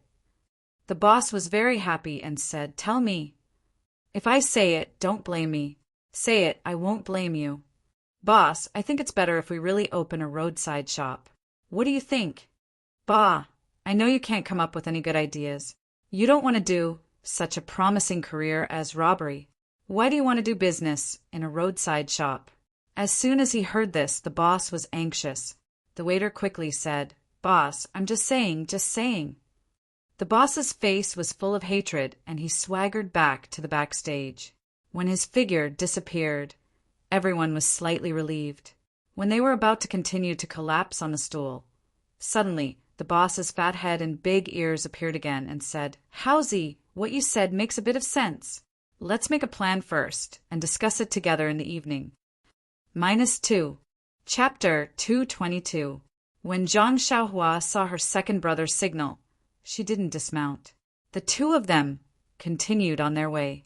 After the time it took to smoke a cigarette, Zhang Xiaohua slowed down her horse slightly. She asked curiously, "Second brother, what happened just now?" Zhang Xiaohu said nothing. "I think there's something wrong with that shed. Maybe it's a shady inn. Maybe it's fine. But when we're outside, we should be careful. It's better not to enter." Hearing this, Zhang Xiaohua's curiosity was piqued. She asked, "Second brother, how did you know?" Zhang Xiaohu smiled and said, "It's just my intuition. First of all, this kind of small shed doesn't earn much money. Most of the workers are older and can't do any other physical work. That's why they stay in this shed for leisure. However, the worker we met was a young man. Anything he does can be more profitable than this shed. Secondly, didn't you hear what the worker said? Do you want a snack or a meal? What's there to eat in this shed? It's better to drink some water and sit down." These words are obviously copied from the restaurant. Oh right, the horses at the door are so old. How can someone ride them out? Zhang Xiaohua didn't understand. She asked, "Are you saying that there's something wrong with this shed? Aren't these enough? Actually, let alone these, even if it's just one, it's not easy to enter. It's better to be safe than sorry. But, second brother, with our skills, what's there to be afraid of in this shed?" "You and I are skilled?" Zhang Xiaohu shook his head and said, "Xiaohua, let's not talk about whether you and I are skilled enough to stand alone in Jianghu. Even if we are good at martial arts, as the ancients say, it's easy to dodge a spear in the open, but hard to guard against a stab in the dark. Who knows what's waiting for us in this shed? Knockout powder, hidden weapons, traps? In short, it's best to leave." Then Zhang Xiaohu said seriously, "Also, Xiaohua, don't think that you're invincible just because you defeated a few little monks from the Dalan Temple. The competition in the arena is different from a life and death battle. Don't be careless." In fact, when it came to a life and death battle, Zhang Xiaohua had already experienced it on that rainy night. The reason he said those words was nothing more than the impulsiveness of a youth. As someone who knew martial arts, it was inevitable that he would be eager to try out his skills. Hearing Zhang Xiaohu's words, although he was somewhat unconvinced, he thought that he might not be Zhang Xiaohu's opponent at this moment, so he temporarily extinguished the extravagant thought of showing his nose on the way home. Zhang Xiaohu saw that his younger brother did not speak, and knew that he was young and arrogant, so he did not say much. There were many things that he did not personally experience, and no matter how much others said, he might not believe it, especially when it came to things that he was proud of. Thinking of this, Zhang Xiaohu asked, "Xiaohua, are you tired? We've been riding for the whole morning. Let's get off the horse and rest." Zhang Xiaohua said, "It's okay, second brother. I don't feel too tired. It's okay to keep going." Zhang Xiaohu did not think of anything else. He thought that his younger brother had just mounted a horse, and the novelty was not over yet. After a while, he would say that he was tired. However, he did not know that Zhang Xiaohua did not feel tired even after sitting in the horse stance for half a day. How could he feel tired after riding a horse for only a short while? Zhang Xiaohu said with a smile, "Haha, even if you don't rest, you have to let the horses rest. We'll have to rely on them for the next few days. We can't tire them out so early." Hearing this, Zhang Xiaohua quickly tightened the reins. Without waiting for Zhang Xiaohu to help her, she jumped off the horse with a whoosh. The two of them put the horses down by the roadside and let them graze on the grass freely. They also took out the dry rations from their bags and ate a little to fill their stomachs. After resting for a while and feeling that the horses had recovered, they mounted the horses again and continued on their journey. As they had just left Pingyang City for half a day, they had encountered a suspicious straw hut. Zhang Xiaohu was even more cautious about this journey back home. However, the entire journey from Pingyang City to Lu Town was a sunny road. There were few mountain forests and mountain roads, and the chances of encountering bandits were also much lower. Moreover, the two of them were anxious to return home. The horses were also running at a fast speed. Even if there were some dangers, they were nipped in the bud. Therefore, after a few days of travel, they did not encounter any abnormalities. However, these few days of riding on horseback made Zhang Xiaohua feel both happy and worried. She was happy because, riding on a horse, the wind blew in her face, broadened her horizons, and was full of freedom. She was worried because, even if it was an interesting journey, she would be tired after traveling for a long time. Not only was she physically tired, but she was also mentally tired. It was not as worry-free as riding a horse carriage. Moreover, although riding on a horse was fast, it was difficult to sustain. Along the way, they had overtaken many horse carriages. However, not long after, they were overtaken. After this happened a few times, Zhang Xiaohua no longer did the boring business of overtaking other carriages. That day it was noon. The two of them arrived at a three-way junction. Zhang Xiaohu dismounted from the horse and walked to a small tea stall by the roadside. He bought some dry rations and drank some water. After asking for some information, he smiled and said to Zhang Xiaohua, "Xiaohua, look at the road in the middle. After walking for a while, we will reach Lu Town." Zhang Xiaohua was overjoyed. She took the water bag and gulped down a few mouthfuls. She shouted, "Then what are we waiting for? If we speed up, we should be able to reach Guozhuang House before nightfall." Zhang Xiaohu said, "That's right. Then let's go quickly." After saying that, the two brothers spurred their horses to speed up. Thinking about the road in the middle, they left behind a cloud of dust. However, not long after they passed the junction, Zhang Xiaohua suddenly pulled on the reins of her horse. She said, "Second brother, do you hear something?" Zhang Xiaohu also slowed down and listened carefully. He said, "No, only the sound of the wind." Zhang Xiaohua frowned. She tilted her head and listened carefully. She said, "It's gone now. Just now, I think I heard a woman crying for help by the roadside." Zhang Xiaohu smiled. Even if it's a hero saving a damsel in distress, there needs to be a beautiful woman. This road is empty. There's no one in sight. Zhang Xiaohu shrugged and said, "Maybe I heard wrong. Let's go." After saying that, he was about to pull on the reins. Suddenly, he stopped and said, "Second brother, I heard it again. It was indeed two women crying for help. It's just by the roadside. Look, it seems to be in the forest over there." Zhang Xiaohu looked at the forest in the distance. He hesitated for a moment. Soon after, he raised his eyebrows and said, "Xiaohua, There are things a man should do, and there are things he shouldn't do. Let's go to the forest and take a look. If there's no movement, then it's fine. But if there's something unfair, you and I have learned martial arts together." After he finished speaking, he whipped his horse and left the main road, galloping through the forest. Zhang Xiaohua immediately followed, smiling as he walked. Second brother's words are exactly what I was thinking. I thought you were timid all the way and would shrink back when you saw something like this. Zhang Xiaohu laughed. I don't want to cause trouble, but it doesn't mean I'm afraid of trouble. If a woman calls for help, you and I have to hide. Then we might as well go back to the Guozhuang house and farm. Why do we need to learn martial arts? The two red horses ran very fast. Soon they came to the edge of the forest. On the way, Zhang Xiaohu also heard the faint cry for help in the forest. He couldn't help but speed up, but just when he reached the edge of the forest, he heard someone shouting in the forest.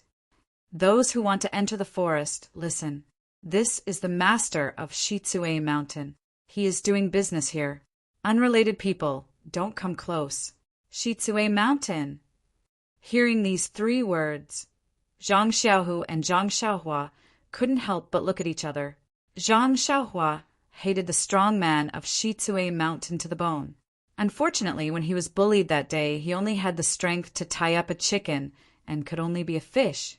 Moreover, at that time, the 3 leaders of Shitsue Mountain were killed by Lu Mingyue, so Zhang Xiaohua forgot about it.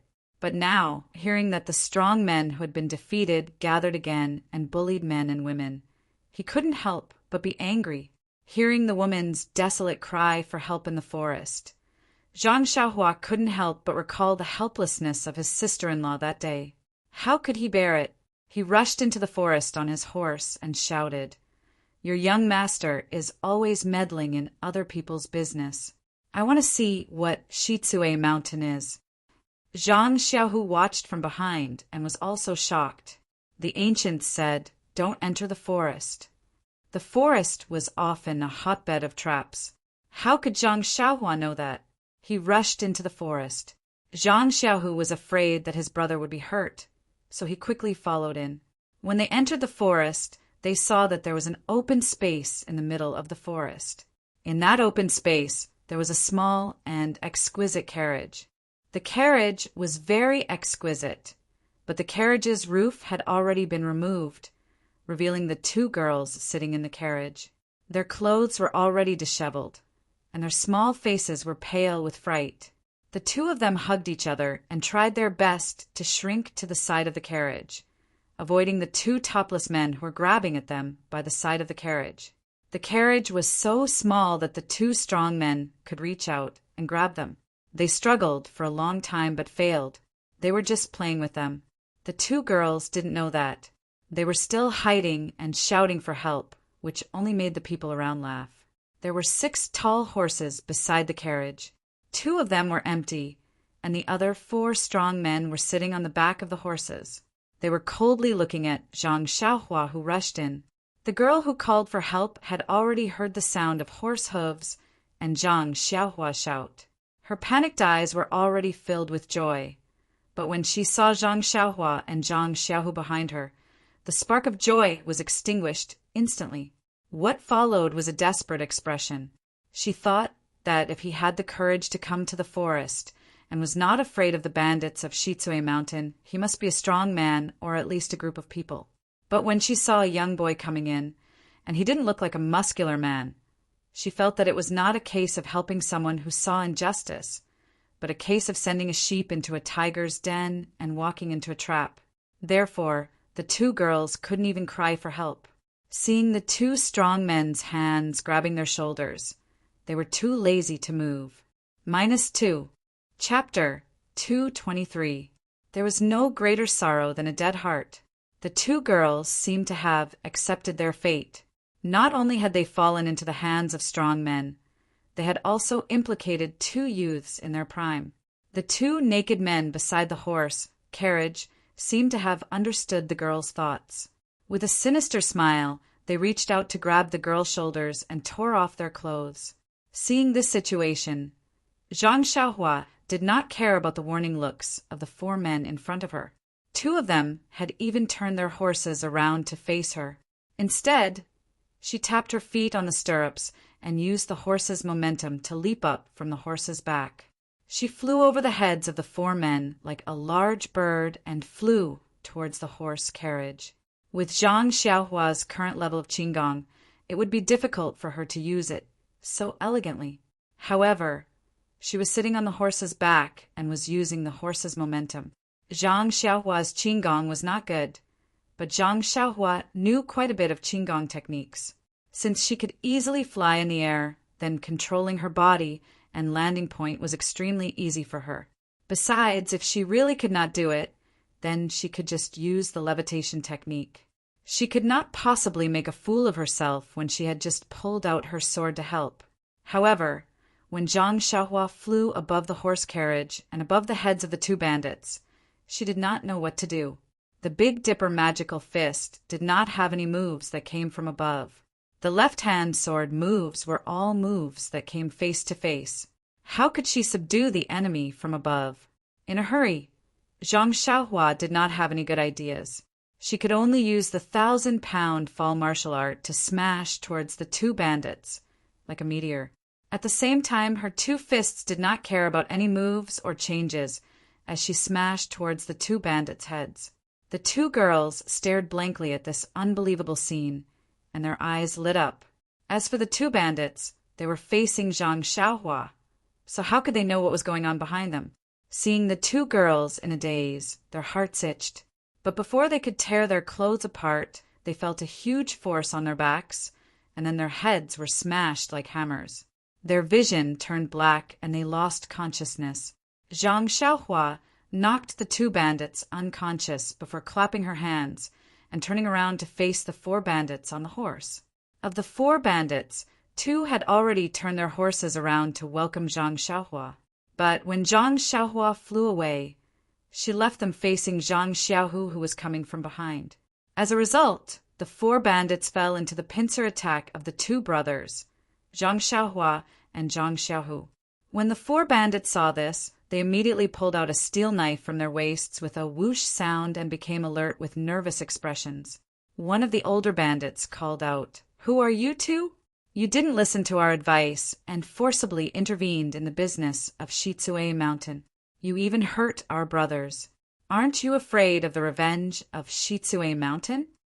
Zhang Xiaohua sneered and said, "You Shitsue Mountain are so prestigious.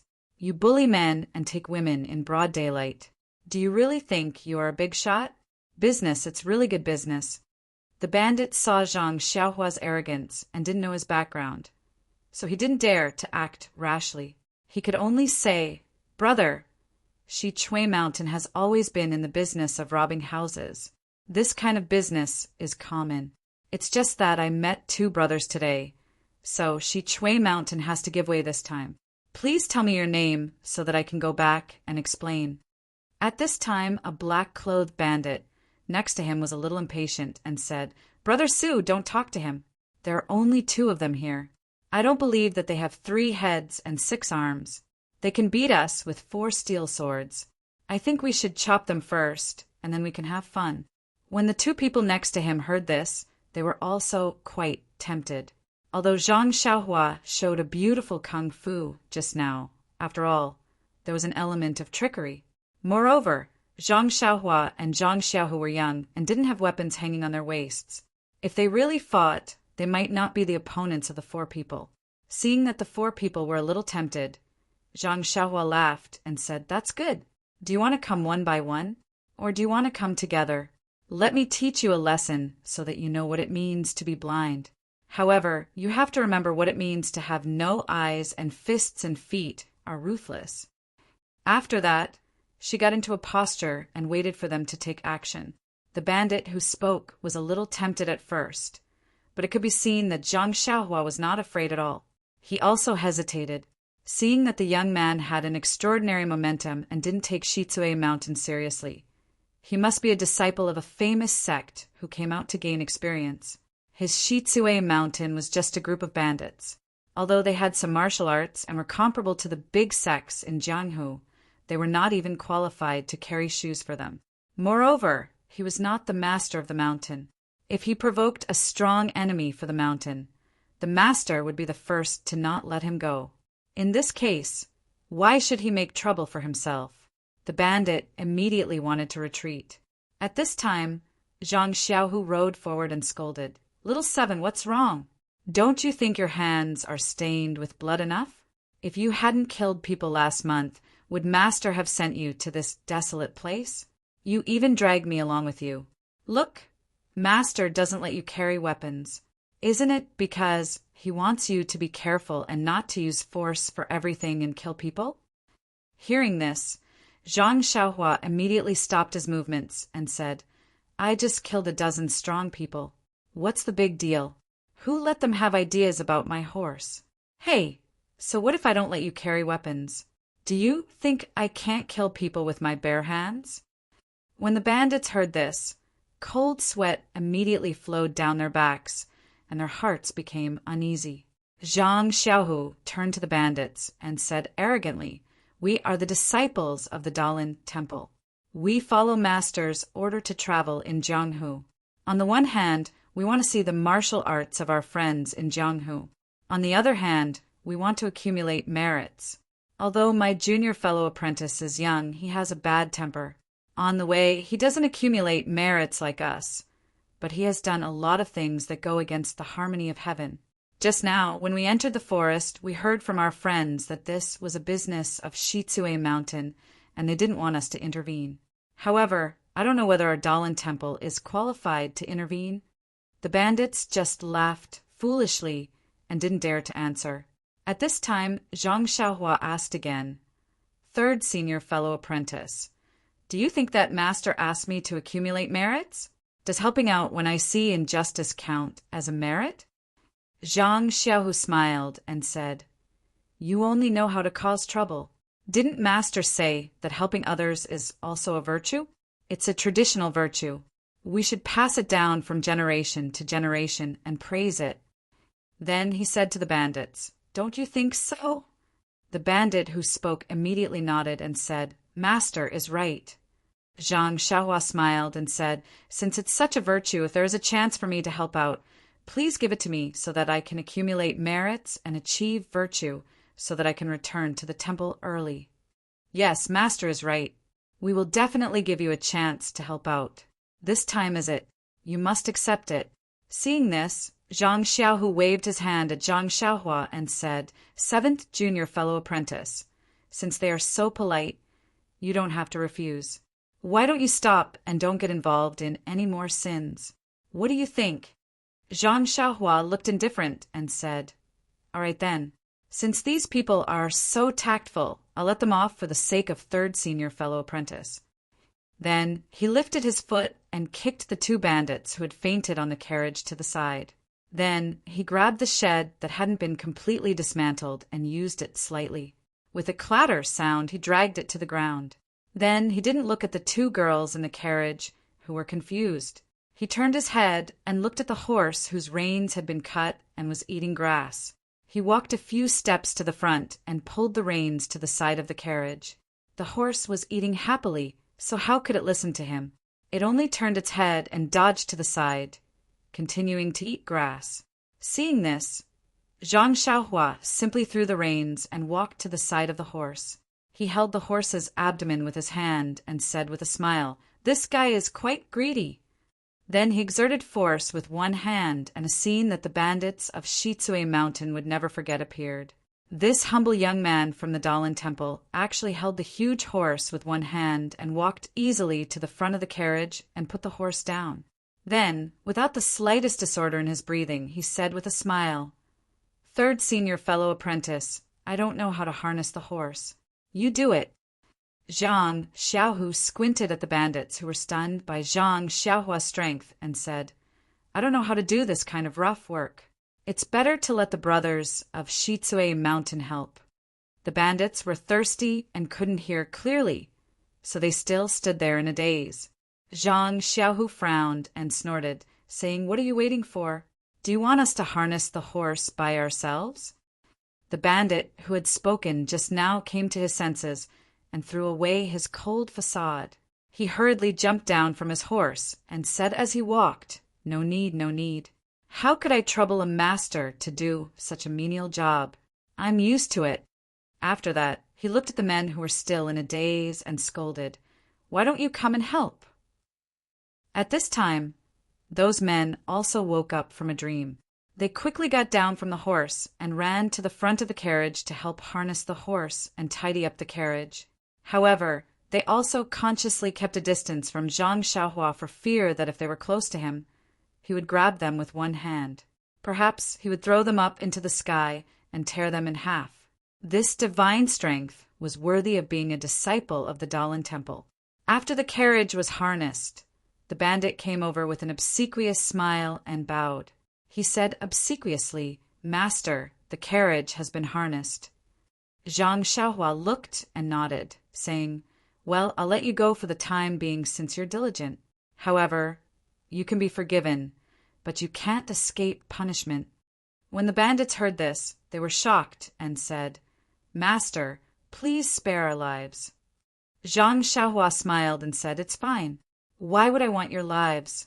This young master's hands are tight these days. Quickly throw all your money, including banknotes, onto the carriage. This young master wants to eat and drink to his heart's content tonight."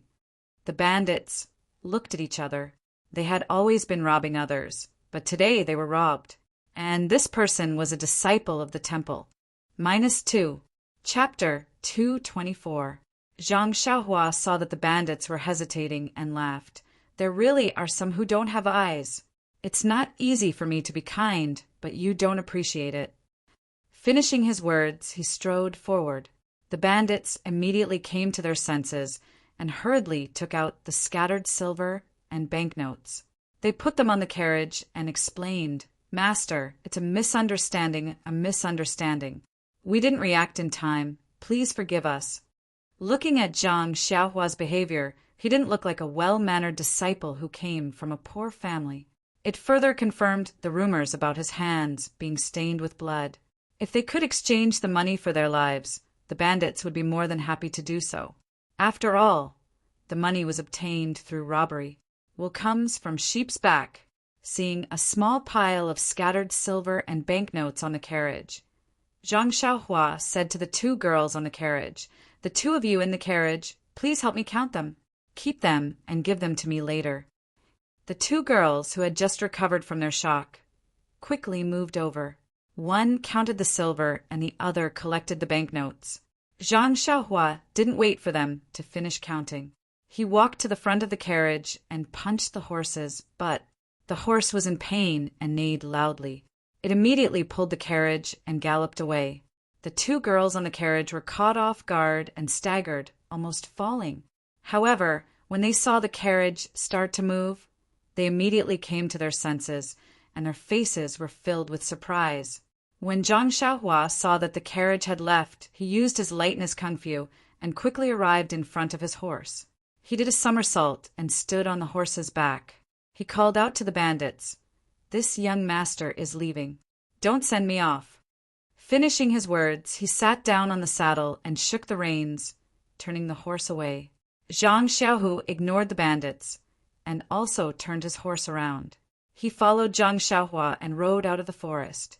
After Zhang Xiaohu and Zhang Xiaohua left the forest for a long time, the bandits let out a sigh of relief. The older bandit tiptoed onto his horse and galloped out of the forest. Seeing that there was no one in sight, he returned. The others looked at the bandit and said, "Brother Su, the master of the Dalan Temple has already left." "Ha ha ha, he's gone. That bald donkey has already left." Ah. Everyone let out a long sigh of relief. One of them said, "Amazing, he's indeed a disciple of a famous family." Just his aura alone was enough to scare us to the point that we didn't dare move. If we really fought him, that's right, just by looking at that young man's qigong, I feel that we were very lucky to be able to escape with our lives this time. Also, you saw him lift that horse's dragon elephant prajna with one hand. Do you think he used the Dalan Temple's dragon elephant prajna? I just don't know which level he has reached. Dragon, elephant, dragon's dragon, elephant, knive. S's reads teat, forget it, who cares, what's his martial arts? Anyway, that youth strength is not something we can compete with. Plus, his lightness skill is so powerful. If he punches us, we'll probably be dead. Sigh, I think the most powerful one is still that third senior brother. He sat on the horse as steady as a rock. When he glanced at me, I was so scared that I didn't dare to move. I think his inner strength skill is also very high. Brothers, we're lucky to have survived today. Let's celebrate. Yes, we should. Brother Sue, but our money was all taken by that bald donkey. Where did we get the money? At this moment, there was a groan from the ground. The two bandits who had been knocked unconscious by Zhang Xiaohua woke up. The bandits' eyes lit up and they swarmed forward. In a flurry, they immediately snatched the money pouches tied to the two's waists. The two bare-chested bandits had just woken up. Before they could even feel the warmth of the sun, they were immediately pushed around by the crowd. No one had any thoughts of being protective of the fairer sex.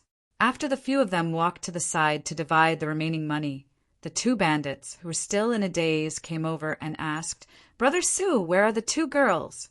You guys are so shameless. We obviously won the lottery, but you guys turned your backs on us. You didn't even knock us out. After you were satisfied, you didn't even leave us some soup to drink? What about the people and the carriage? Where did they go?" After the bandits finished dividing the loot, they looked at the two victims pitifully. Someone told them what had happened just now. The two of them touched the heads on their necks and secretly rejoiced. Fortunately, they could still eat. One of them said, TSK, I accidentally let those two girls go. What a pity. However, that young man just now seemed to be really powerful. I didn't even pay attention to him, and he knocked down a huge force. Now I'm very puzzled. How could I not feel anything at all? At this moment, a slightly shorter bandit wearing yellow clothes said, although the little fat sheep at the mouth temporarily ran away, we still have a chance. Brother Sue smiled and said, Kid, you're usually so smart. Why didn't you dare to say a word just now? Why are you boasting now? The bandit said, Brother Sue, you also know that I'm good at talking. My hands and feet are much worse than the brothers here. Otherwise, they wouldn't have gotten the soup. Bah, I want you to go and let you have a taste of being knocked unconscious. The bandit rubbed the bump on his head and said angrily, although I'm not good with my fists and feet, it doesn't mean I'm not good with my hands and feet. Just now, when I put the money away, I secretly smeared the 1,000 miles incense on the carriage. Everyone was shocked and said, How dare you? You don't want to live anymore? The bandit laughed and said, I was scared to death at that time. However, when I put the money away, I just happened to bump into the 1,000 miles incense. I saw the two masters of the Dahlin Temple. One of them was far away from the carriage, and the other was sitting on the horse. They probably weren't familiar with this kind of method, so I wiped it on myself. And that makes sense. Brother Sue nodded and said, Although the two masters are good at martial arts, they are still from Buddhism. They definitely don't have as much experience in Jianghu as we do. They might not be able to smell it. Even if they could smell it, those baldies would probably think that it came from your brother's girls. These two masters are just passing by. They can't accompany these two girls forever. When they're gone. After saying that, he laughed lewdly at the bandit. Ha. The bandit's expression was no longer as frightened as before. That's right. I risked my life to do this. Brothers, what do you think of those two girls? There's nothing to say. If there's effort, there's gain. Next time, you'll definitely be the first. Thank you. Let's go, brothers. Let's go drink and have fun. A strong dragon cannot suppress a snake in its old haunts. This was the truth. Whether you see injustice on the road or draw your sword to help, there will always be a time when you leave. You can pat your sleeves and leave, just like how you came quietly. You can leave a good reputation, but you can't take away the worries of others. Evil must be completely eradicated. Zhang Xiaohua and Zhang Xiaohu rode their horses, and followed the carriage out of the forest. The horse was like an old horse that knew the way. It didn't need anyone to steer it, and it ran very fast. Zhang Xiaohu and Zhang Xiaohua looked at each other and didn't say anything. They just kept urging their horses.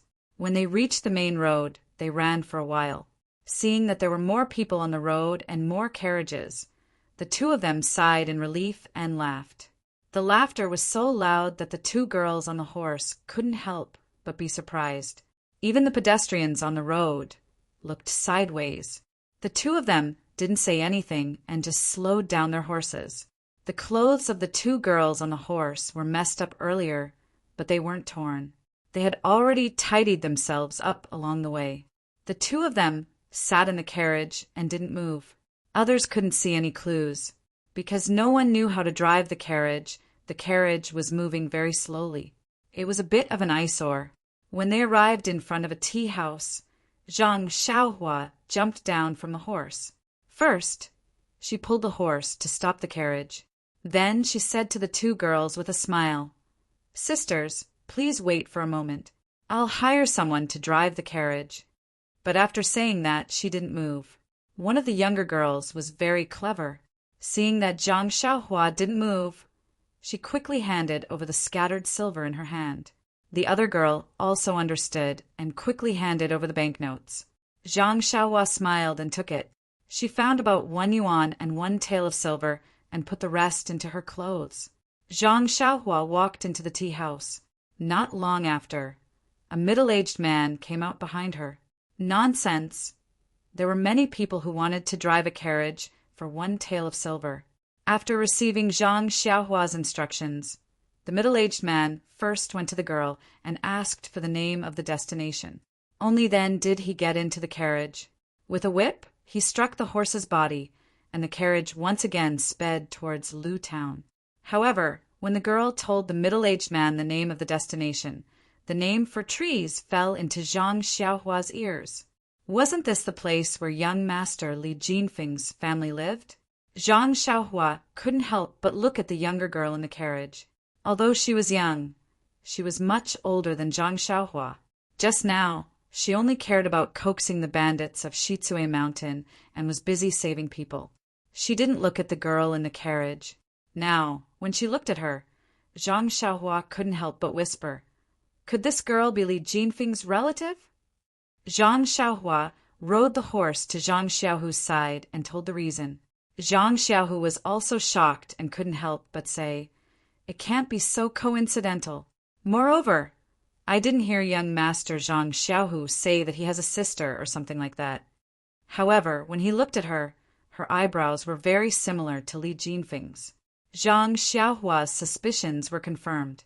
The carriage and 2 horses continued forward for the time it took to drink a cup of tea before they saw Lu Town. At this moment, a group of people rushed over from the direction of Lu Town. From afar, they could hear the clamor of people. At the front of the group were several people from the government wearing official robes. Zhang Xiaohua's heart moved. She secretly said, "Could it be that they are looking for the 2 girls?" -2. Chapter 225. The 2 girls that were rescued from the forest were traveling in a carriage. Presumably, before they were robbed, there was at least a coachman accompanying them. There was no trace of the coachman in the forest, nor was there a corpse. Presumably, he had left first. At this time, the coachman returned home to report the news and borrowed the power of the government to rescue them. This was expected. However, this time was delayed.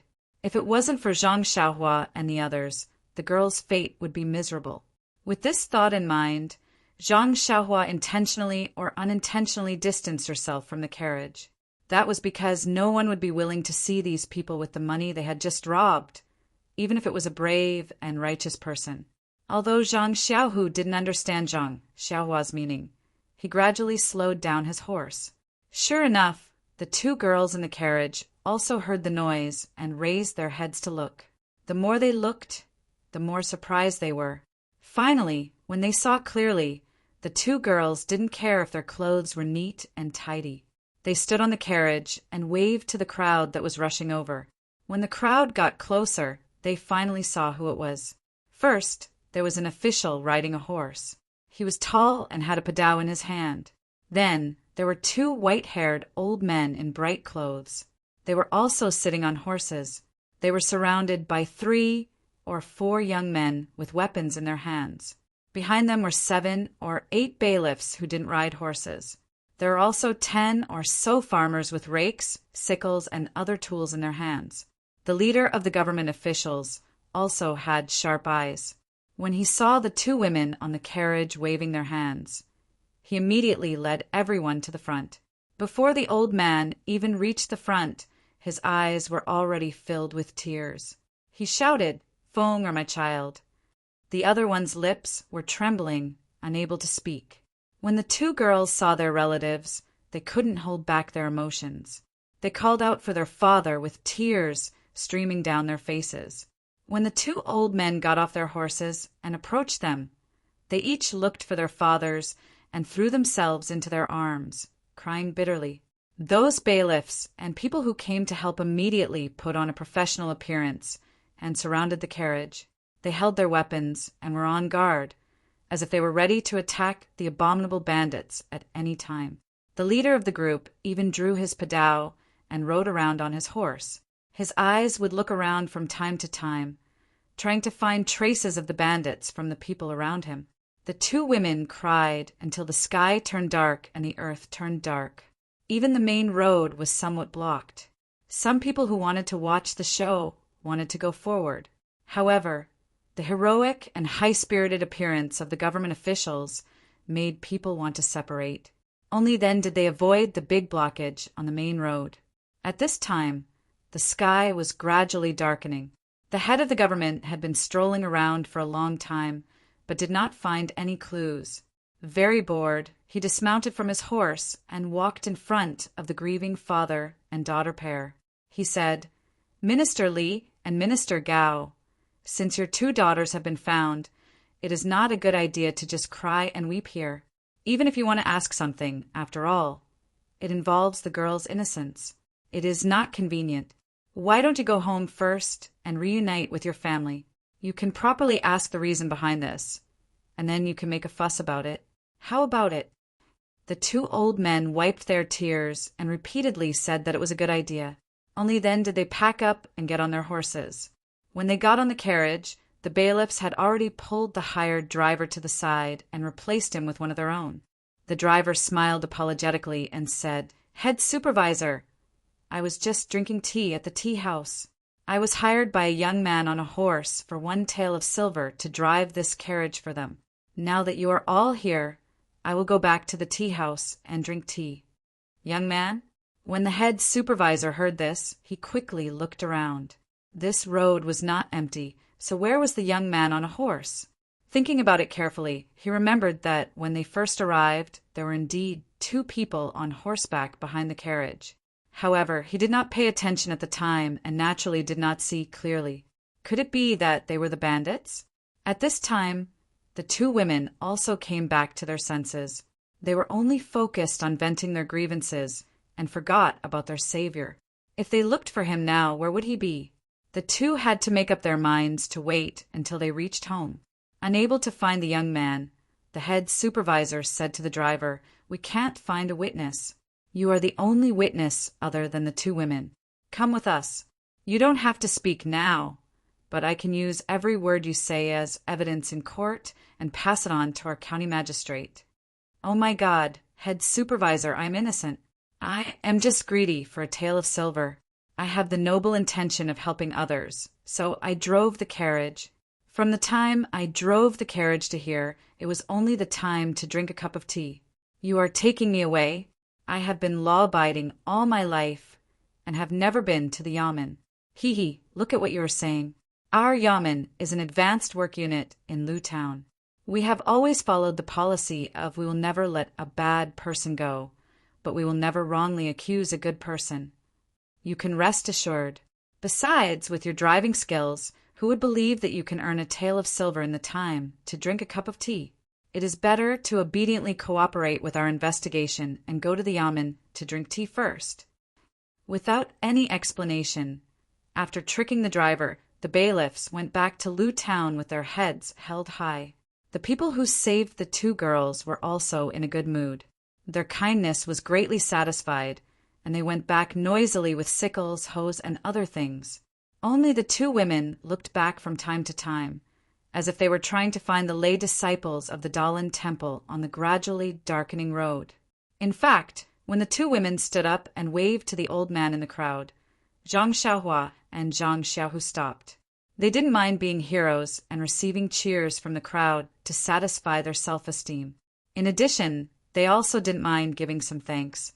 However, the involvement of the Yamen people was a bit of a headache. These people always appeared when the task was done, and they always appeared when they were earning merits. However, they earned merits legitimately. They even had a legitimate reason to invite you to the Yamen for tea, investigate your 3 generations, and explain your heroic actions as a natural reaction to your despicable mentality. Therefore, Zhang Xiaohua and Zhang Xiaohu retreated. Just as the Yamen runners and townspeople surrounded the carriage, the two urged their horses to gallop past them. Nonsense, the sky was getting dark. If they didn't hurry, they probably wouldn't be able to make it back to Guozhuang House before nightfall. The two rode along the main road to Lu Town. When they were close to the town, they turned to the north. It was really a familiar road to Guozhuang House. Along the way, the two didn't speak. Zhang Xiaohu didn't ask Zhang Xiaohua why he disguised himself as a lay disciple of the Dalan temple. He also didn't ask why he robbed the bandits. He also didn't ask why he didn't claim the honor of being a good Samaritan. It wasn't just because Zhang Xiaohu felt more and more that his younger brother was slowly maturing. He was slowly doing things that he couldn't do. He was slowly getting out of his own protection. He was slowly changing from the role of a protector to the role of the protected or even a supporting role. The most important thing was that neither of the two brothers wanted to talk. They were both savoring the feeling of returning home. It was a strong feeling of homesickness that enveloped their entire body. Homesickness was the feeling of every wanderer. The closer they were to home, the more timid they felt. The road from Pingyang City to Lu Town wasn't familiar. The thought of returning home was still stuck in his mind. It was just a kind of longing. Now that he was on the familiar road, an indescribable feeling spread throughout his body and mind. He felt lazy and didn't want to move. He felt at ease and comfortable. Even the vital qi in Zhang Xiaohua's meridians didn't want to flow. The moment Zhang Xiaohua stepped on the familiar road, he couldn't help but be touched. His state of mind immediately improved a lot, and he felt quite enlightened. The sun in the west had already set, leaving only a touch of red in the sky. It was faint and indistinct. The entire earth was a dim yellow. A few stars had already appeared in the green sky in the east. They blinked and looked up at the road Zhang Xiaohua was on. As the ancient said, an old bull also understands the value of youth. It gallops without a whip. This handsome horse also knew. It seemed to have sensed the two's eagerness to return home. When the horse reached this road, it naturally galloped faster than before. Zhang Xiaohua didn't know how second brother felt. He only wondered how the family was like. Father and mother must be old. They hadn't seen each other for 2 years. They must be worried at home. Their hair must be much whiter and there must be more wrinkles on their faces. What about elder brother? He was the only one at home who had to do a lot of work. He wouldn't be so tired at such a young age, would he? There was also eldest sister-in-law. She used to be a pretty girl from a humble family. After marrying into the Guozhuang house and becoming a farmer's wife, her hands must be rough and her face may not be as fair as before. Sigh, the family relied on digging for food. How could they not work? He didn't know if eldest sister-in-law was used to the wind and rain. Oh right, there was also Mr. Liu. He didn't know if he was used to living in the Guozhuang house. When he left, he looked very energetic. They hadn't seen each other for 2 years. Was his body okay? He didn't know if the chicks, ducklings, and big fat pigs were okay. And he should let Mother slaughter a fat pig. He hadn't eaten Mother's red braised pork for a long time. He missed it so much. Also, he hadn't burned incense for grandmother's grave. Was she okay in a foreign place? Could she see his longing? Unconsciously, Zhang Xiaohua's heart surged with emotions. Thousands of thoughts came one after another. The Jinqi that was just lazy suddenly seemed to be stimulated. It suddenly flowed rapidly. Zhang Xiaohua was in a daze. She didn't notice it and gradually lost control. The path of cultivation was about balance. Zhang Xiaohua's progress had always been slow. The perception of Jinqi and the cultivation of Jinqi were all very slow. Of course, it wasn't that Zhang Xiaohua didn't work hard. It was just that the vitality of heaven and earth was limited. How could it catch up with Zhang Xiaohua's usage? However, Zhang Xiaohua's cultivation of the state of mind advanced by leaps and bounds under his repeated stimulations. There were also some unknown factors that caused her to reach a stage of thin but thick hair. Her shallow cultivation had long been unable to match her state of mind. Usually her mood was indifferent and didn't stand out. But when she returned to her hometown, her mood surged. Immediately, Zhang Xiaohua's first crisis since she started cultivating appeared. -2. Chapter 226. On the other hand, Zhang Xiaohua's emotions were surging. Thousands of thoughts were running through her mind. The true qi in her body was out of control and was rapidly flowing through her meridians. She wanted to catch up to his state of mind that had long surpassed hers. However, how could it be so easy to gather and refine the true qi? This cotton-like true qi twisted in her empty meridians and quickly became a flow. When Zhang Xiaohua came to her senses, the true qi had already spread throughout her entire body's meridians and spread to her limbs and bones. Zhang Xiaohua was greatly shocked. Her limbs couldn't move, and even her eyelids couldn't move at all. Usually, she would always tell second brother about qi deviation and qi deviation. It seemed that this time she was really qi deviation. Zhang Xiaohua wanted to open her mouth and call out to second brother, but how could she say anything? Moreover, Zhang Xiaohua's body was light, and the horse didn't carry much weight. Zhang Xiaohua's horse had already run more than 2 lengths away from Zhang Xiaohua's horse. Zhang Xiaohua was lagging behind, so how could he see Zhang Xiaohua's appearance? Moreover, at this time, Zhang Xiaohua's mood wasn't any worse than Zhang Xiaohua's. He was only looking at the end of the road, which was not far away from his hometown. He was completely focused on returning to the Guozhuang house as soon as possible. How could he have expected that Zhang Xiaohua would enter qi deviation at this time? There was only one road from Lu Town to the Guozhuang house. Although it wasn't perfectly straight, there weren't any forks either. Therefore, even though Zhang Xiaohua didn't deliberately control the horse continued to gallop forward. There was nothing strange about it at all. Zhang Xiaohua didn't know what the final result of qi deviation would be.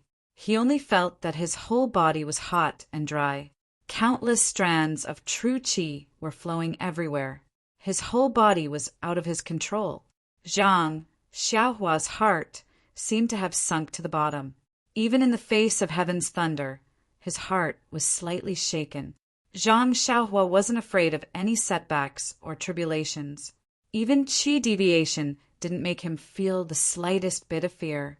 It was just that this qi deviation came at the wrong time. Even if it was at Huanxi Villa, Misty School, or on the way back, he could face it with a relaxed attitude. However, right before he was about to return to the Guozhuang house, he and his second brother had been away for 2 years. His family members in the Guozhuang house were all worried about him. They were all afraid that bad news would come back from the outside.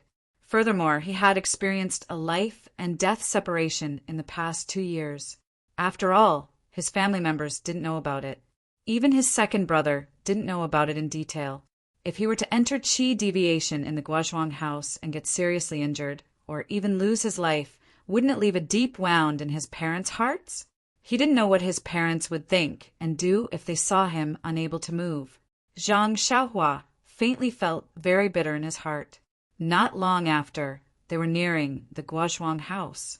After turning the last hill, they would be able to see the full view of the Guozhuang house. Zhang Xiaohua was still stiff on the horse, moving his eyes with some difficulty. Gradually, after turning the hill on the right side of the road, he could see the familiar, long-lost, dreamy and soul-stirring Guozhuang house from afar. However, just as Zhang Xiaohua's eyes swept over the small village, at that moment, it was as if he was struck by lightning. He suddenly opened his eyes wide.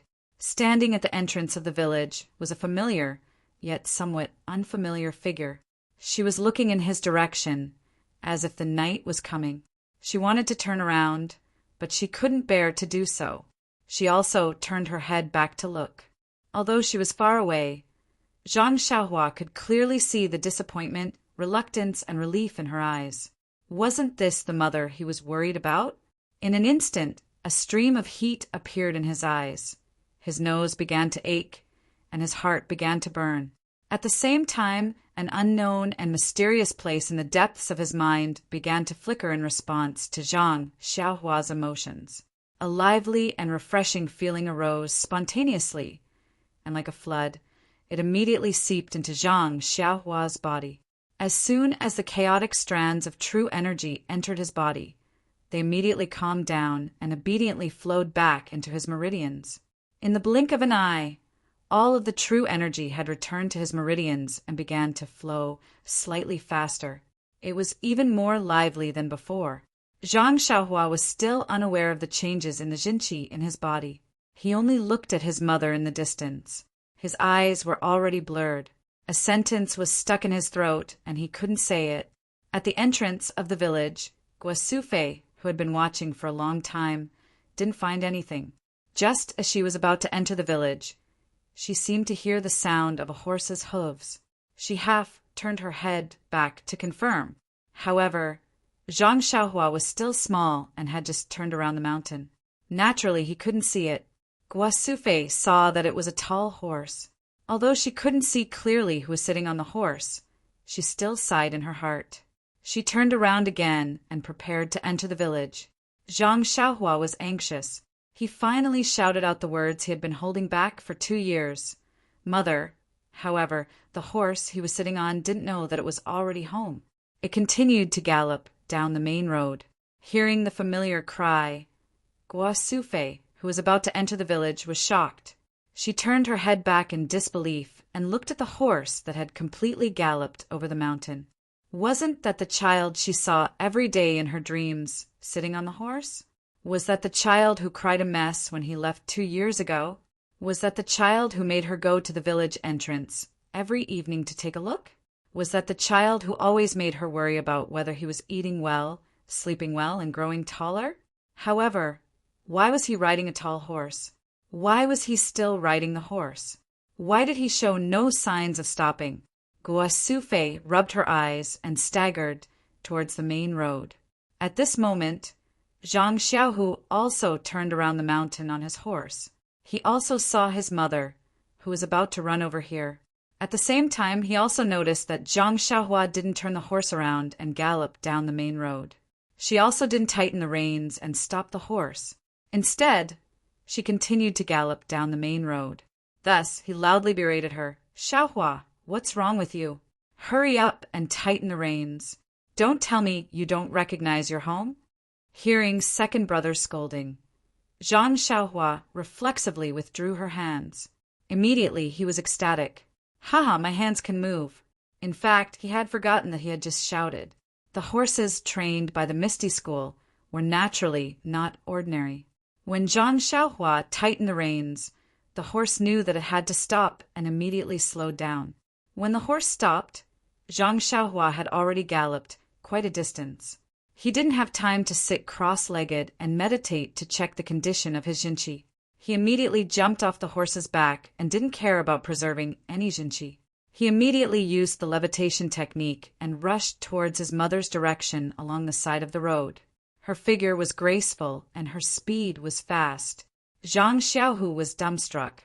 Guosufei watched as she ran, afraid that her son would disappear from her sight.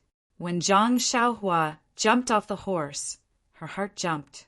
She only wanted to take a step forward and hug her son, afraid that he would fall. When Zhang Xiaohua flew over like a bird, her heart also jumped in fright. She thought that her son had really grown up. The roads in the countryside were bumpy and rarely flat. Usually, even if one was careful, it was hard to avoid spraining their feet. But today, Guasufei's eyes were fixed on her son. How could she care about her feet? Especially when she saw her son fly over, her mood surged. She wasn't careful and staggered. Her body tilted and she was about to fall forward. When Zhang Xiaohu saw this, he couldn't help but cry out. Although this road was dirt, there were still a lot of mountain rocks. If his mother fell on flat ground, it was hard to guarantee that she wouldn't be injured. When Zhang Xiaohua saw this, her heart tightened. The true qi in her whole body's meridians surged. She used all her strength to step on the ground. Her body was like an arrow leaving the bow. She shot toward Guasufei like lightning. Just when Guasufei's body was about to fall to the ground, Zhang Xiaohua arrived in time. She held her mother's body with one hand and helped her up. Guasufei didn't seem to feel the lingering fear of falling. Instead, she held her son's hand tightly and was reluctant to let go. Zhang Xiaohua also looked at his mother's face that was close at hand. Tears flowed down his face. He called out, "Mother," and threw himself into Guasufei's arms. Guasufei also hugged her son. Her heart ached as she rubbed his head that had already reached the tip of her nose. She couldn't help but cry. Her mouth muttered, "Xiaohua, my son." After the two cried for a while, Zhang Xiaohu also led the two horses over. Guasufei raised her head and looked at her son, who was already much taller than her. She also said, "Xiaohu, my son." She reached out her hand and touched Zhang Xiaohu's forehead. Zhang Xiaohu's eyes were red. He called out, "Mother," and tears almost fell. Seeing his mother reach out her hand, Zhang Xiaohu was a little embarrassed. He was almost 20 years old. How could he be like his younger brother? But in his heart, he also missed his mother very much. So, he stood there honestly and let his mother touch his head. In an instant, the sweetness of childhood immediately filled Zhang Xiaohu's chest. A man's self-esteem and face were thrown aside. Only his mother's love was the most real melody at this time. After a while, dusk was about to fall. Guasufei calmed her mind. She smiled and wiped her tears. "Look at me. I saw you at the entrance of the village. Quickly go back. Your father, big brother, and sister-in-law are still at home. Let's go home first." Zhang Xiaohu smiled and said, "Listen to mother. Let's go back quickly." After saying that, he forcefully pulled the two horses and walked back to the village. Zhang Xiaohua, on the other hand, was reluctant to part with his mother. He continued to let his mother hold him as they walked together. But as soon as Guasufei took a step, she felt that something was wrong. Zhang Xiaohua in her arms was so light that he didn't seem to have any weight. So Guasufei acted just like Zhang Xiaohua when he was young. She wrapped one hand around his waist and hugged him tightly. Zhang Xiaohua smiled and said, "Mother, do you still want to hug me? I'm already so big." However, Guasufei didn't say anything. Her tears flowed down again. She said, "Xiaohua, my son, it's really hard on you. Look at you. What have you done in the past 2 years? How did you become so thin?" Zhang Xiaohua was stunned and hurriedly said, "Mother, what's wrong with you? Aren't I perfectly fine now? I eat well, I wear good clothes, and I'm almost as tall as you. How can I be thin?" Guasufei said with tears in her nose, "Xiaohua, don't lie to me. Quickly go home. I'll definitely nourish you well." The two butterflies are very sensitive. That's how it is. The topic needs to be changed. The style also needs to be changed. Writing an article requires one to be able to send and receive it freely. There are enough details. Now it's time to put it away. Everyone wait and see. Qijian Chinese website welcomes readers to read the latest, fastest, and hottest serial works at Qijian Originals. -2. Chapter 227. Zhang Xiaohua was even more baffled. He didn't know why his mother was like this. Moreover, he also had a very strange feeling in his heart. It was just that he couldn't tell what was strange about it. Guasufei hugged her youngest son with one hand and her second son's hand with the other tightly. She walked towards the village as if she was afraid that the two would suddenly disappear. At this time, it was dinner time in the village. There was no one at the entrance of the village. After entering the village, the number of people gradually increased. However, at this time it was already dusk. If it wasn't for Zhang Xiaohu's two tall horses that were very eye-catching, perhaps no one would have noticed the return of the two villagers. Guozhuang House was a slightly remote and isolated small village, although there was a road not far from the entrance of the village. After all, the villagers were too poor. Tall horses were very rare. Usually, the extravagant way of traveling was a donkey cart. Even when Zhang Xiaolong married, he only had a horse that wasn't very strong. However, on that day, that horse was actually able to pull four people back. Thinking about it now, it was extremely rare. Zhang Xiaohu was leading two large horses with one hand. The villagers usually dealt with livestock when plowing the fields, so naturally, they could tell that the two horses were majestic. Immediately, many people gathered around to watch. From time to time, there were children from the village who came over to play, running in front of and behind the horses. Fortunately, the date red horse was trained by the ethereal sect. It was also a good horse that was sent to flatter. No matter what, it was still a horse that had seen a lot of big scenes. Not only did it fight and kill, it had also seen a lot of blood. It was not disturbed by these children from the village. It only leisurely shook its head and casually swung its tail, as if it was playing with the children. When the children saw that the horse was as docile as the cattle at home, they felt more at ease and approached it. Many of the bolder ones had already touched its smooth mane. The older and sharper ones had already recognized the two brothers, Zhang Xiaohu and Zhang Xiaohua. In the dim light, they saw that the two were neatly dressed, which was far from what the villagers would wear. They were immediately surprised and thought about it in their hearts. They knew that the two were doing well outside. The villagers were simple and honest. Even if Zhang Xiaohua and Zhang Xiaohua's clothes were shabby, they might not laugh at them. But with such bright clothes, they were envious and not jealous. Many people came forward to greet them and invited them to eat at home. Guo Sufei knew that they were being polite and did not want to see it happen. She was happy and let her two sons return the greetings one by one to express their gratitude. Zhang Xiaohu and Zhang Xiaohua had been outside all this time.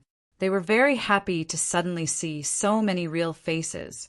Moreover, the two of them had been outside for 2 years, so their temperament and outlook had become extraordinary. At this time, they were very polite and courteous when dealing with people. Guo Sufei heard this and felt sweet in her heart. While they were walking, they heard a call in front of them. Xiaohu, Xiaohua. Zhang Xiaohua and Zhang Xiaohu looked up and saw that it was their father, Zhang Kai, who was hurriedly walking over from a distance. Zhang Xiaohua cheerfully called out, "Daddy!" Soon after, he broke free from his mother's hand and ran forward. It was a different scene when father and son met.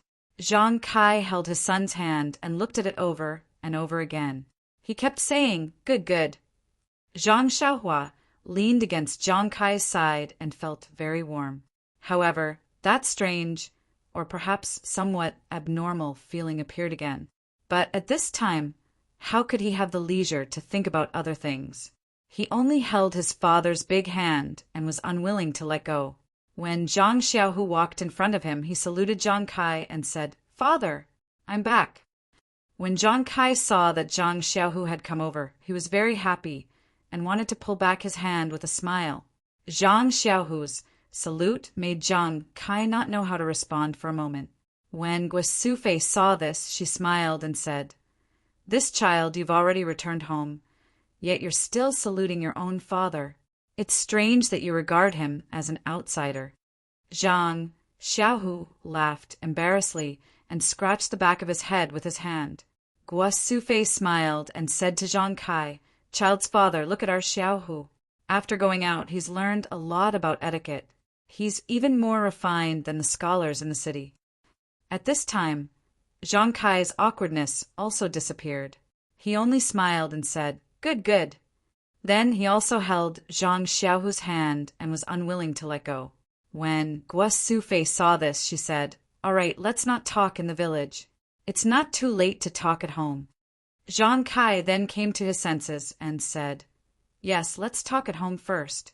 Your brother and sister-in-law are waiting for dinner at home." Then he turned to Guo and said, "You're still talking about me. I saw that you hadn't returned for a long time, so I came looking for you. If you had returned earlier, would I have needed to come out and look for you?" Thus, the husband and wife each took a son and happily walked home, leaving behind the envious gazes of the villagers. From afar, Zhang Xiaohua saw the home of her dreams in the dusk.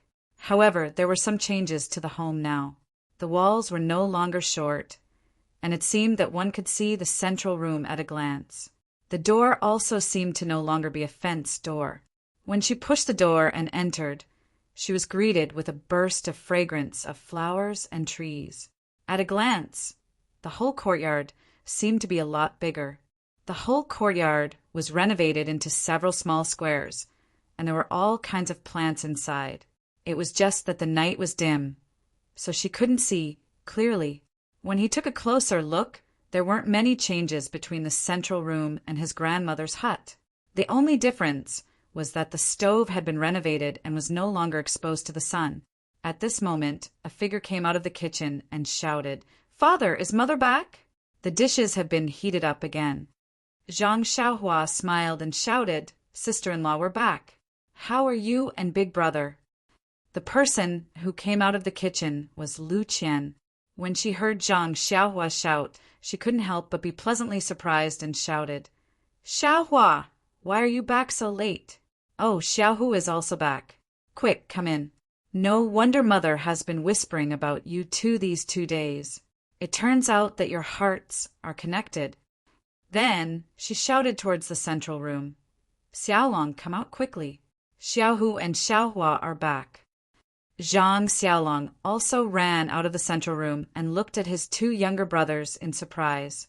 Zhang Xiaohua jumped in front of her big brother and intimately pulled on his sleeve. Zhang Xiaohu didn't dare to salute this time. He walked in front of Zhang Xiaolong and shouted, "Big brother." Zhang Xiaolong looked at Zhang Xiaohu, who was taller than him, and said with a smile, "Xiaohu, not bad, you've grown taller." Then he reached out and patted Zhang Xiaohu's head. Zhang Xiaohu chuckled. He seemed shy, but his heart was warm. He felt a kinship that was even warmer than saluting and greeting. Lu Qian invited the family into the house and put down the dishes in her hand and said, "Xiaohu and Xiaohua are back. This dinner isn't enough. I'll go to the village to buy some cooked food, but I'm afraid there's no food left at this time." Zhang Xiaohu hurriedly said, "Sister-in-law, there's no need. We brought some food with us. Let's make do with it tonight." However, Guo didn't agree and said, "We just got home. How can we let you eat dry food? I'll go take a look. Qian, go prepare some vegetables." With that, she was about to leave. Zhang Xiaohu and Zhang Xiaohua both jumped up and wanted to go with their mother. However, Guo didn't let them and only said, "It's a tiring journey. Let's sit at home more." The 2 couldn't stand it and had to sit down. After Guo and Lu Qian went to get busy, Zhang Kai said, "Let your mother and sister-in-law go. You guys sit down and rest for a while. It's been 5 to 6 days since you came back from Pingyang City. You guys must be tired." Zhang Xiaolong also felt it. He took out a few teacups from the table and poured some tea. He smiled and said, "Drink some tea first. You must be thirsty after walking for so long. Moisten your throats. We'll eat later." Zhang Xiaohu smiled and said to Zhang Kai, "Father, Pingyang City isn't far from our Guozhuang house. It's only 2 to 3 days' journey.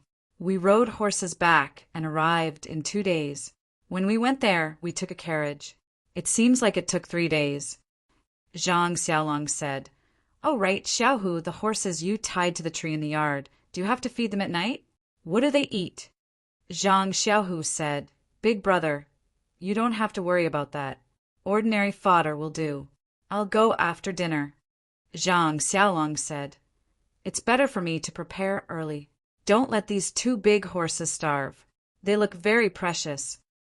Seeing that Zhang Xiaolong was about to go out, Zhang Xiaohua hurriedly stopped him and said, "Big brother, it's okay. We just fed them fodder at noon. Even if they are hungry now, it's not a big deal. The three of us brothers haven't seen each other for 2 years. Let's talk first. It won't be too late to feed them at night." Zhang Xiaolong paused for a moment, but still walked out and said, "These 2 horses are borrowed from the escort agency, right? They are worth a lot of money. Don't let them starve. It won't be easy for us to explain when we go back. I'll be back soon. It's just some fodder. It'll be ready in a while." Zhang Xiaohu drank a mouthful of tea and also stood up and said, "Big brother, I'll go with you." Zhang Kai didn't stop them. He smiled as he watched the 2 of them go out. He said to Zhang Xiaohua, "Xiaohua, quickly drink some water. You've been running for 2 days. You're thirsty." Zhang Xiaohua looked at her father under the oil lamp and said, "It's okay, father. I'm not tired. Riding a horse is fun." As she said that, she also picked up the teacup and drank a mouthful. In fact, she hadn't drunk a cup of water since noon. Just now at the tea shed in front of Lu Town, she found a coachman and forgot that she was thirsty. Now that she was home, her mouth was really dry. However, when the cup of tea entered her mouth, Zhang Xiaohua was so shocked that she almost stood up. The tea was sweet as it entered his mouth, making him salivate. It flowed down his throat and into his stomach, making him feel warm and comfortable. However, as soon as this feeling passed, a wisp of yuan qi emerged from his chest and flowed along his meridians. Without Zhang Xiaohua's refinement, it flowed into his dantian and merged with his jin qi. There was primordial qi of heaven and earth in this tea. How could Zhang Xiaohua not be shocked? She felt that she wanted to get the teapot again. Zhang Kai saw her and thought that she was thirsty. He quickly poured the tea for her and said with heartache, "Xiaohua, look at how thirsty you are. Drink some more. Don't worry, you'll choke." Zhang Xiaohua smiled and said, "Father, I know. I'm not a child." Looking at Zhang Kai's kind eyes, Zhang Xiaohua's heart was warm. She was about to drink the tea to verify her discovery. Suddenly, a flash of lightning flashed through her mind. She knew why she had a different feeling when she saw her father and mother. -2. Chapter 228. That's right, it would be strange if they had the same feeling. In Zhang Xiaohua's mind, his mother's hair should be gray and wrinkled. His father's hair should be even whiter, and his back should be bent due to exhaustion. His hands, which used to support him since he was young, should be unusually rough. His elder brother's hair should also be gray at an early age. His face was full of bitterness and hatred. His elder sister-in-law should have died early and looked like a village woman. However, what about now? Just now, when she threw herself into her mother's arms, her hair seemed to be abnormally black and her skin was very good. Although there were crow's feet at the corners of her eyes, there weren't many. Her father's hand that held her hand just now seemed to be more delicate than when she left home. She didn't feel that it was rough at all. Moreover, when her father walked back, his back was straight. Her elder brother and sister-in-law didn't see it clearly, but it wasn't like what she imagined. Why was everything different from what she imagined?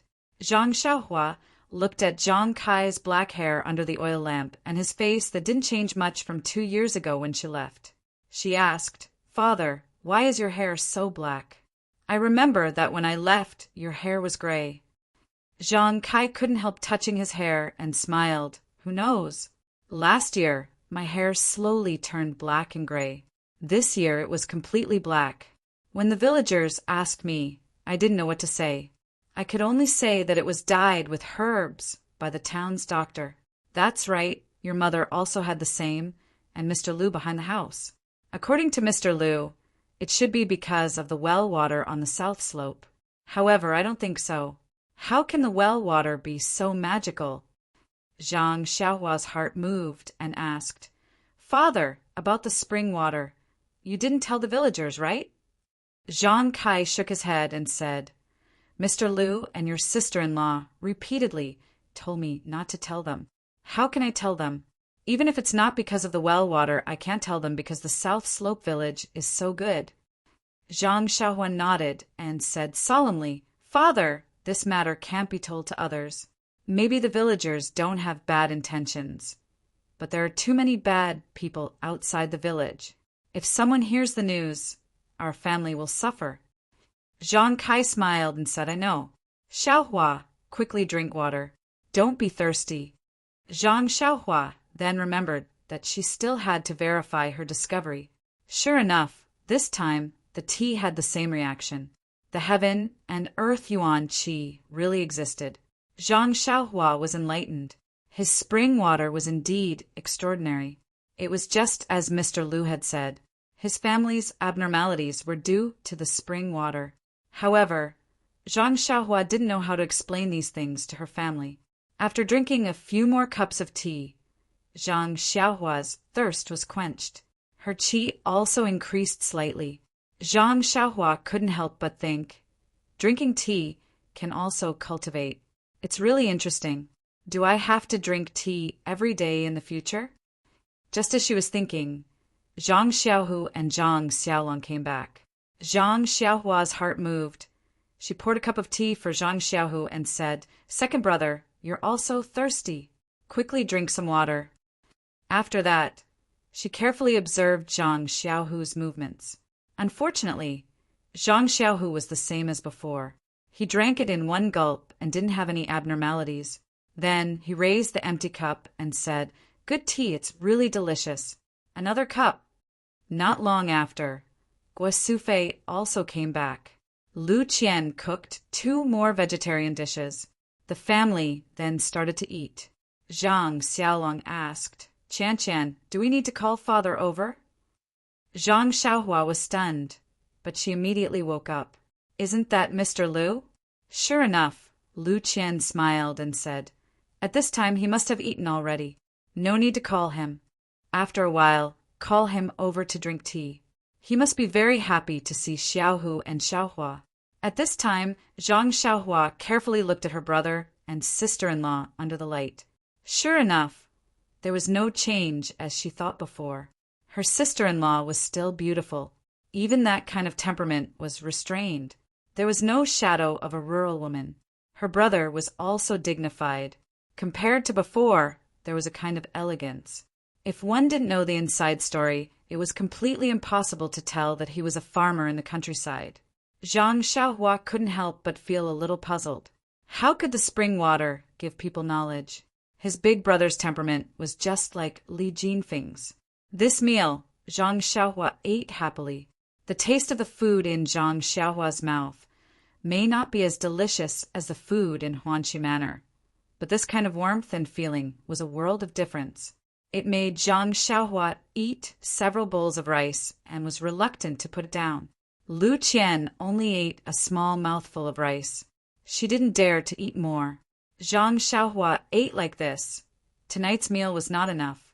After the meal, Guo Sufei and Lu Qian cleaned up. Everyone was about to sit down when they heard someone shouting outside, Brother Zhang, is today's tea ready? Lu Qian happily said, Father, you are here. I was about to call you over. Xiaohu and Xiaohua are back. The person who pushed the door and came in was Mr. Lu. Zhang Xiaohu and Zhang Xiaohua quickly got up and went to the courtyard to greet him. Mr. Lu was overjoyed and said, No need for formalities, no need for formalities. When did the 2 of you come back? Why didn't you send a message beforehand? I heard that the escort agency often has a business of welcoming and delivering guests. It shouldn't be difficult to send a message. Zhang Xiaohu smiled dryly and said, This, Mr. Lu, I am no longer in the escort agency. Moreover, there are too many things to do. I really don't have the time. Moreover, we didn't think of sending a message to the family first. Mr. Lu stroked his beard and laughed. Young people are so careless. Zhang Xiaolong said, Father, let's talk inside. The tea is already brewed. Xiaohu and Xiaohua just came back and just finished eating. Zhang Kai invited Mr. Lu into the house. Zhang Xiaohua carefully looked at him from the side. Mr. Lu indeed had a head full of black hair and looked hale and hearty. He seemed to be younger than 2 years ago. Just as Zhang Xiaohu was about to speak, Mr. Lu waved his hand and said, "Xiaohu, don't say anything yet. Let's wait for your mother to come over first." Last time, young Masterly from Lu Town came over for the New Year, but he didn't explain it clearly. The whole family wants to know about your experiences outside, especially your mother. During this period of time, she would go to the entrance of the village every night to take a look. Who would have thought that she would really be able to see you guys today? Zhang Xiaolong said, "You guys talk first. I will go help Mother and the others." Seeing this, Zhang Xiaohua didn't say much. She was very depressed.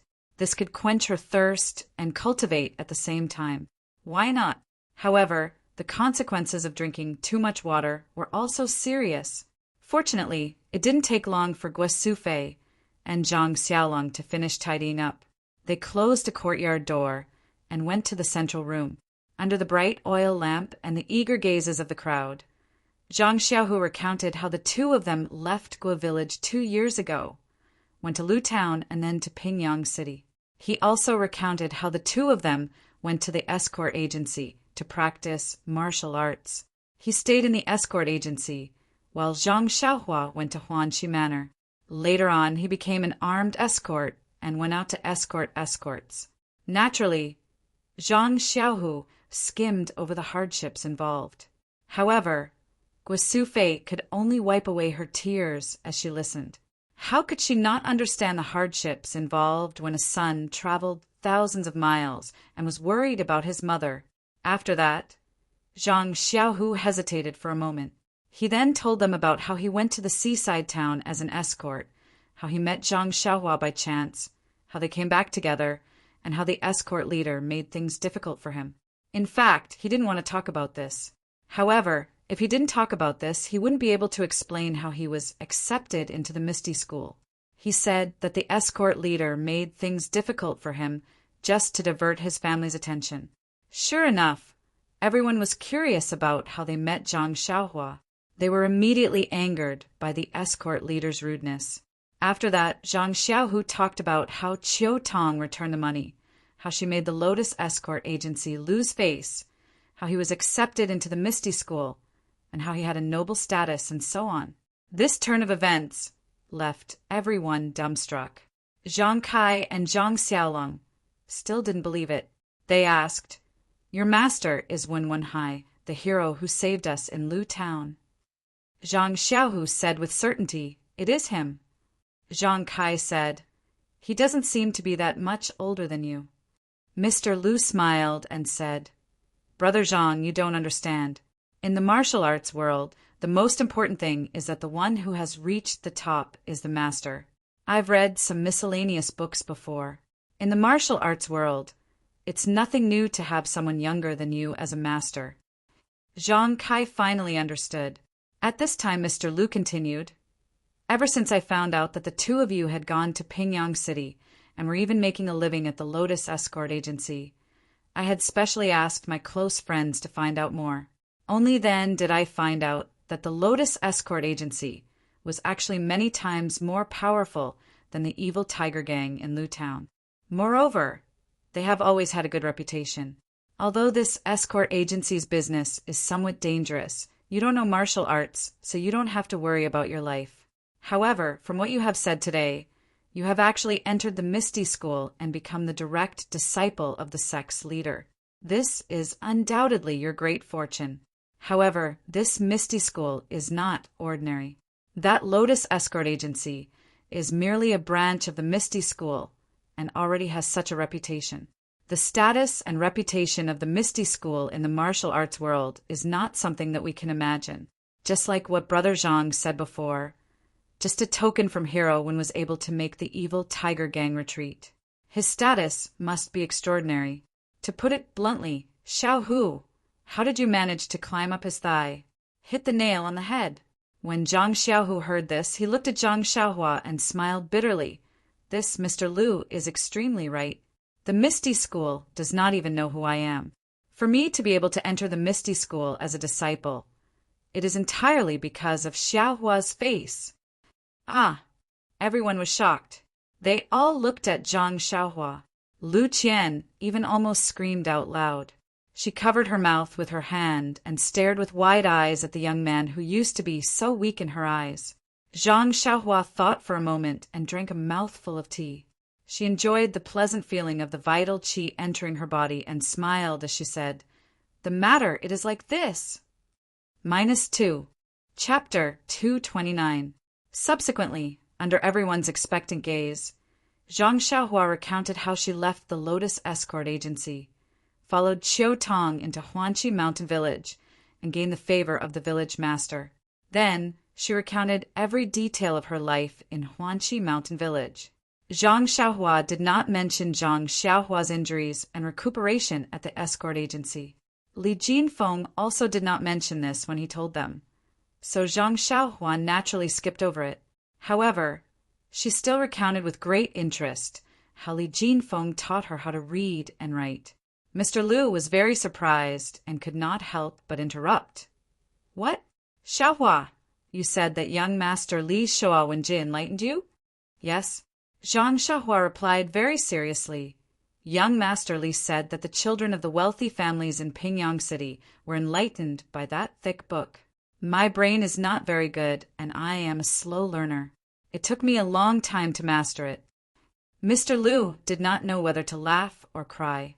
He took a sip of tea and explained the basic contents of the book as well as the true use of Shua Wen Ji. Then he concluded, "Xiaohua, I have to say that you are a genius. You actually memorized this ancient book, used for explanation." Zhang Xiaohua only realized at this moment that Li Jinfeng was so funny. He actually used such a book to enlighten her. This was really unprecedented. However, on second thought, she was very grateful to Li Jinfeng. It was also because of Li Jinfeng's targeted enlightenment that she was able to master language and words in such a short time and understand fist techniques. If he had used something like the 3-character classic or the 1,000-character classic, she reckoned that she would not be able to understand any fist techniques, much less those books on medicinal herbs. Then Zhang Xiaohua told them about how she started to read after she learned how to read and helped the mountain village solve the problem of planting medicinal herbs. Then she talked about her long journey. The truth of her long journey, naturally, could not be told to her family. No matter the reason or the danger she encountered, they were all secrets in her heart. Even Zhang Xiaohu did not know much about it now. However, Zhang Xiaohu being able to enter the Misty School had a lot to do with her long journey. Zhang Xiaohua could only use the spring and autumn annals to roughly describe the part where she killed the old man in black to save O Yen. She directly said that in order to save O Yen, she sacrificed herself in front of O Yen. As for the details, she did not know the reason. The reason was that it was because it was already midnight and she had fallen asleep. At that time, it was because she had killed the old man in black to save O Yen. Guo Sufei did not care about the details. She cried and hugged Zhang once again and said, "Xiaohua, Xiaohua, why are you so? Why are you?" "How? Zhang, why are you so many S.A.s? S.S. Li, SSSSU how? No matter how good the Manor Lord is to you, it is not worth it for you to exchange your life for it." Even though she knew that her son was sitting in front of her, Guo Sufei's heart still jumped. Zhang Xiaohua smiled and said, "Mother, actually at that time when I saw Manor Lordo, I thought of how good he was to me. It was as if he was my sister-in-law. If my sister-in-law encountered such danger, how could I just stand by and watch?" Guo Sufei was speechless and said, "How can you be so honest?" Lu Qian said, "Mother, you don't have to blame him. If Xiaohua did not treat him like this, how could he treat him like this?" Guo Sufei did not think too much about it. She just hugged her son with heartache, waiting for her mother's mood to calm down a bit. Zhang Xiaohua told her about how he met his second brother. He did not dare to say anything about how he was drifting in the river and recuperating on the way, for fear of making his mother sad again. When he met Zhang Xiaohu, he had already told her about what happened. Zhang Xiaohua did not need to say too much.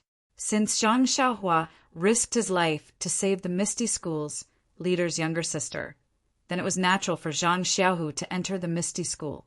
However, when it came to Zhang Xiaohua being able to give such a precious opportunity to his second brother, everyone felt gratified.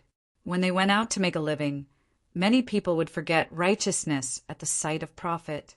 Even family affection was weak. For Zhang Xiaohua to be so kind to his second brother, his heart was pure and kind. Later, Zhang Xiaohua talked about some interesting things in Huanxi Mountain Villa. As for the road of martial arts, he did not say a word.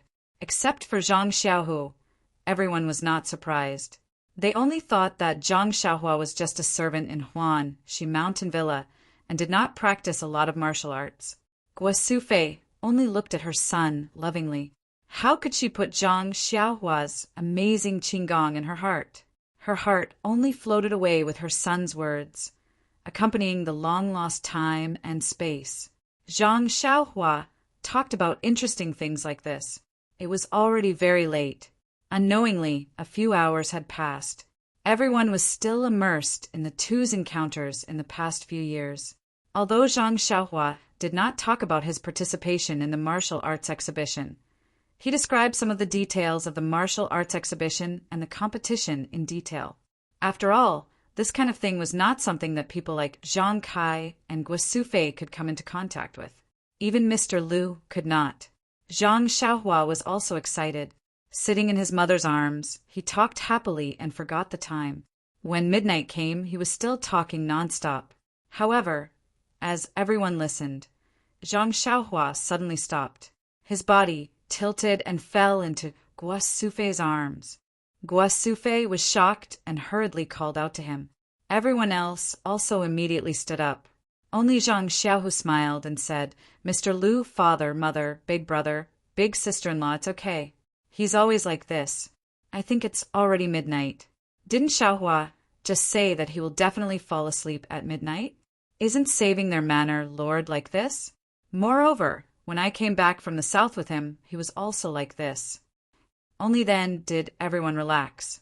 Guo Sufei leaned over to listen to Zhang Xiaohua's snoring. Only then did she truly relax. Zhang Xiaolong said, "Mother, let me carry Xiaohua to the small house." Lu Qian hurriedly said at this time, "That Xiaolong, wait a moment. I haven't tidied up the small house yet." Xiaohua and Xiaohu came back in a hurry and were busy cooking. "I'll go now." After saying this, Lu Qian hurriedly left. Zhang Xiaolong's words caused Guo Sufei's tears to flow again. She said, "No, Xiaolong. You don't know, Xiaohua, he's pitifully light now. I can easily carry him." Ah! Everyone was very surprised. How was this possible? No matter what, Zhang Xiaohua was still a teenager. No matter how strong Guo Sufei was, it shouldn't be possible. Guo Sufei only thought that her youngest son suffered outside and became very thin. However, Zhang Xiaohu knew that his younger brother had always been greedy. The Huanxi manor would not mistreat the servants. How could his younger brother become thin? But his mother said that Zhang Xiaohua's body was extremely light. He immediately thought of the day of the martial arts exhibition when the team leader threw Zhang Xiaohua over his head. Thinking of Zhang Xiaohua's Big Dipper magical fist, Zhang Xiaohu became thoughtful and quickly explained to Guo Sufei, "Mother, although Xiaohua doesn't live with me, he's not too far away from me. I've also seen the food in their manor. It's not like what you think. It's many times better than what we usually eat. Moreover, Xiaohua only takes care of a few fields of medicinal herbs. It's much smaller than our family's farmland. It's definitely not the reason for suffering. Maybe it's because of his light weight." Cultivation of martial arts? Everyone was surprised again. "You're saying that Xiaohua also cultivates martial arts? You can practice martial arts because you're in the escort agency and entered the Misty School. Xiaohua also didn't have a master. How can he practice martial arts?" Zhang Xiaohu's face was filled with a bitter smile. He secretly said in his heart, "Not only can he practice martial arts, he's even better than me." His mouth said, "This I'm not sure. It's better to ask him tomorrow." At this time, Lu Qian also came back and said that the small house had been cleaned up. Guo Sufei carried her son and wanted to go over. How could Zhang Xiaolong let his mother carry him? Mr. Lu also said, "In this dark, it's better to let the young people work." Only then did Guo Sufei let go of Zhang Xiaohua. Zhang Xiaolong reached out and took him, just like what his mother said. Zhang Xiaohua's body was very light. It was as if he was a child who played on his shoulders when he was young. After Zhang Xiaohua was put to bed, everyone returned to the central room. Zhang Xiaohu took out a pile of scattered silver and some small banknotes from his chest and said, "Father, Mother, this is what we brothers have earned in the past 2 years in Pingyang City. You can keep it. It's also a small token of our appreciation." Zhang Kai looked and said, "You should keep some for yourselves. It's inevitable that you'll need it when you're outside. It's not like the countryside where you can provide for yourself." Zhang Xiaohu smiled and said, "It's okay, Father. I'm in the Misty School and Xiaohua is in the Huanxi Manor. We don't need any silver. You don't have to worry about us." Guo Sufei shook her head and said, "It's better to keep some. You should buy some clothes for yourselves. Don't be looked down upon by others." Zhang Xiaohu said, "There's no need. The Misty School distributes clothes, and so does the Huanxi Manor. If we buy our own clothes, we'll be different from others. My clothes are also from the escort agency. I don't wear the sex clothes. You should keep the silver. It's not easy to earn money in the countryside." Zhang Kai nodded. Zhang Xiaolong motioned Lu Qian to come forward and take the money. After a quick count, Lu Qian couldn't help but cry out, "Io, there's a banknote worth 100 taels." Zhang Xiaohu said, "This is a token of appreciation from the Huanxi Manor's manor lord to Zhang Xiaohua." Only then did everyone come to a realization. In the village, they would usually only see copper coins. There were very few pieces of silver. The largest denomination that Zhang Kai's family had ever seen was a 50-tael silver note that was still hidden at the bottom of the cabinet. When Lu Qian saw such a large amount of money, she was naturally shocked. In fact, this 100 taels of silver was only a few taels of silver, Zhang Xiaohu and Zhang Xiaohua's salary. The amount of silver that Zhang Xiaohua extorted from the bandits and ruffians was many times more than their salary, not to mention this 100 taels of silver. But how could Zhang Xiaohu tell this to his family? Those who came out to mingle had to pay. Who didn't pay? At this time, Zhang Xiaohu really approved of his younger brother's behavior. -2. Chapter 230. The next morning, Zhang Xiaohua opened her eyes and saw the unfamiliar but comfortable house. Only then did she remember that she was sleeping in her grandmother's house. Zhang Xiaohua turned over and got up. It was still early. Zhang Xiaohu also slept late last night and had not woken up yet. Zhang Xiaohua went out of the house alone. The courtyard was quiet. The rising sun had just sent its first ray of warmth to this ordinary small courtyard. Zhang Xiaohua stayed in the courtyard for a moment, then went out and went straight to the back of the house. Her grandmother's grave was very clean. The small grave mound was very clean, and there was not even a blade of grass growing. At a glance, one could tell that someone often tidied it. Zhang Xiaohua saw it from afar and felt a dull pain in her heart. Walking to the grave, Zhang Xiaohua knelt on the ground in a daze. After a long time, a voice came from behind. "Xiaohua, I haven't seen you for a few years. You've grown up. You're also very good at dealing with people. If your grandmother's spirit is in the underworld, she would be happy." Zhang Xiaohua suddenly looked back and said, "Father, there are many things that I don't know if I'm doing right or wrong. However, as long as I feel that I can live up to my conscience, I will do it. Maybe it's right, maybe it's wrong, but it's better not to let myself regret it." Looking at his son's mature face, Zhang Kai said with relief, "Father is just a farmer in the countryside. I won't say anything unnecessary. As long as you think it's right, do it and don't regret it." "I know, Father," Zhang Xiaohua said. "I'm good at everything outside, but I miss home and grandmother." Zhang Kai said with a smile, Your elder brother often comes to tidy up your grandmother's grave. Every time he said that if there is any oversight, Xiaohua will not let him go. Haha, everyone is like you. We all miss her. By the way, father, you and elder brother have worked so much these 2 years. It's been hard on you. It's nothing. We're used to it. We're not used to not working for a day. Well, don't say so much. Go back and prepare the meal. After dinner, Zhang Xiaohua put down her bowl and chopsticks and said, I'll go get some water. Lu Qian said there's no need.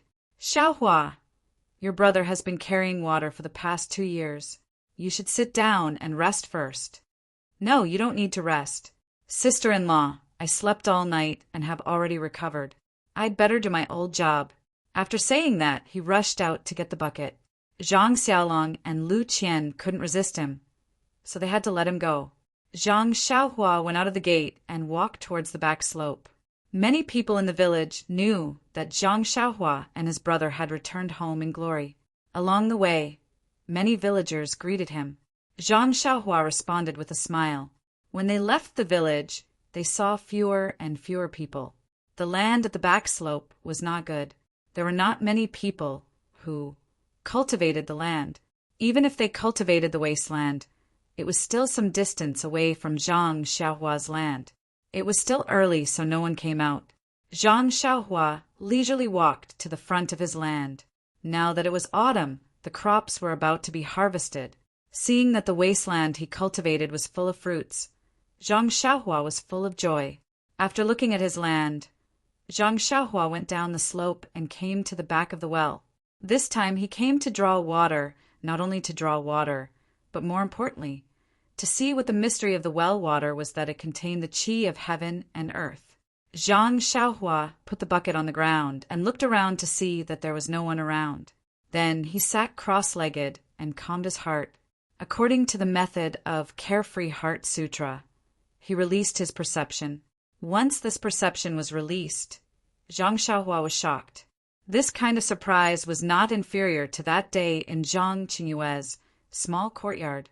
The qi of heaven and earth around the well was frighteningly rich. It was not inferior to the Misty School's pharmacy hall. Moreover, the qi of heaven and earth around the well was not like what Zhang Xiaohua had perceived before. It came from the top to the top, diffusing between heaven and earth.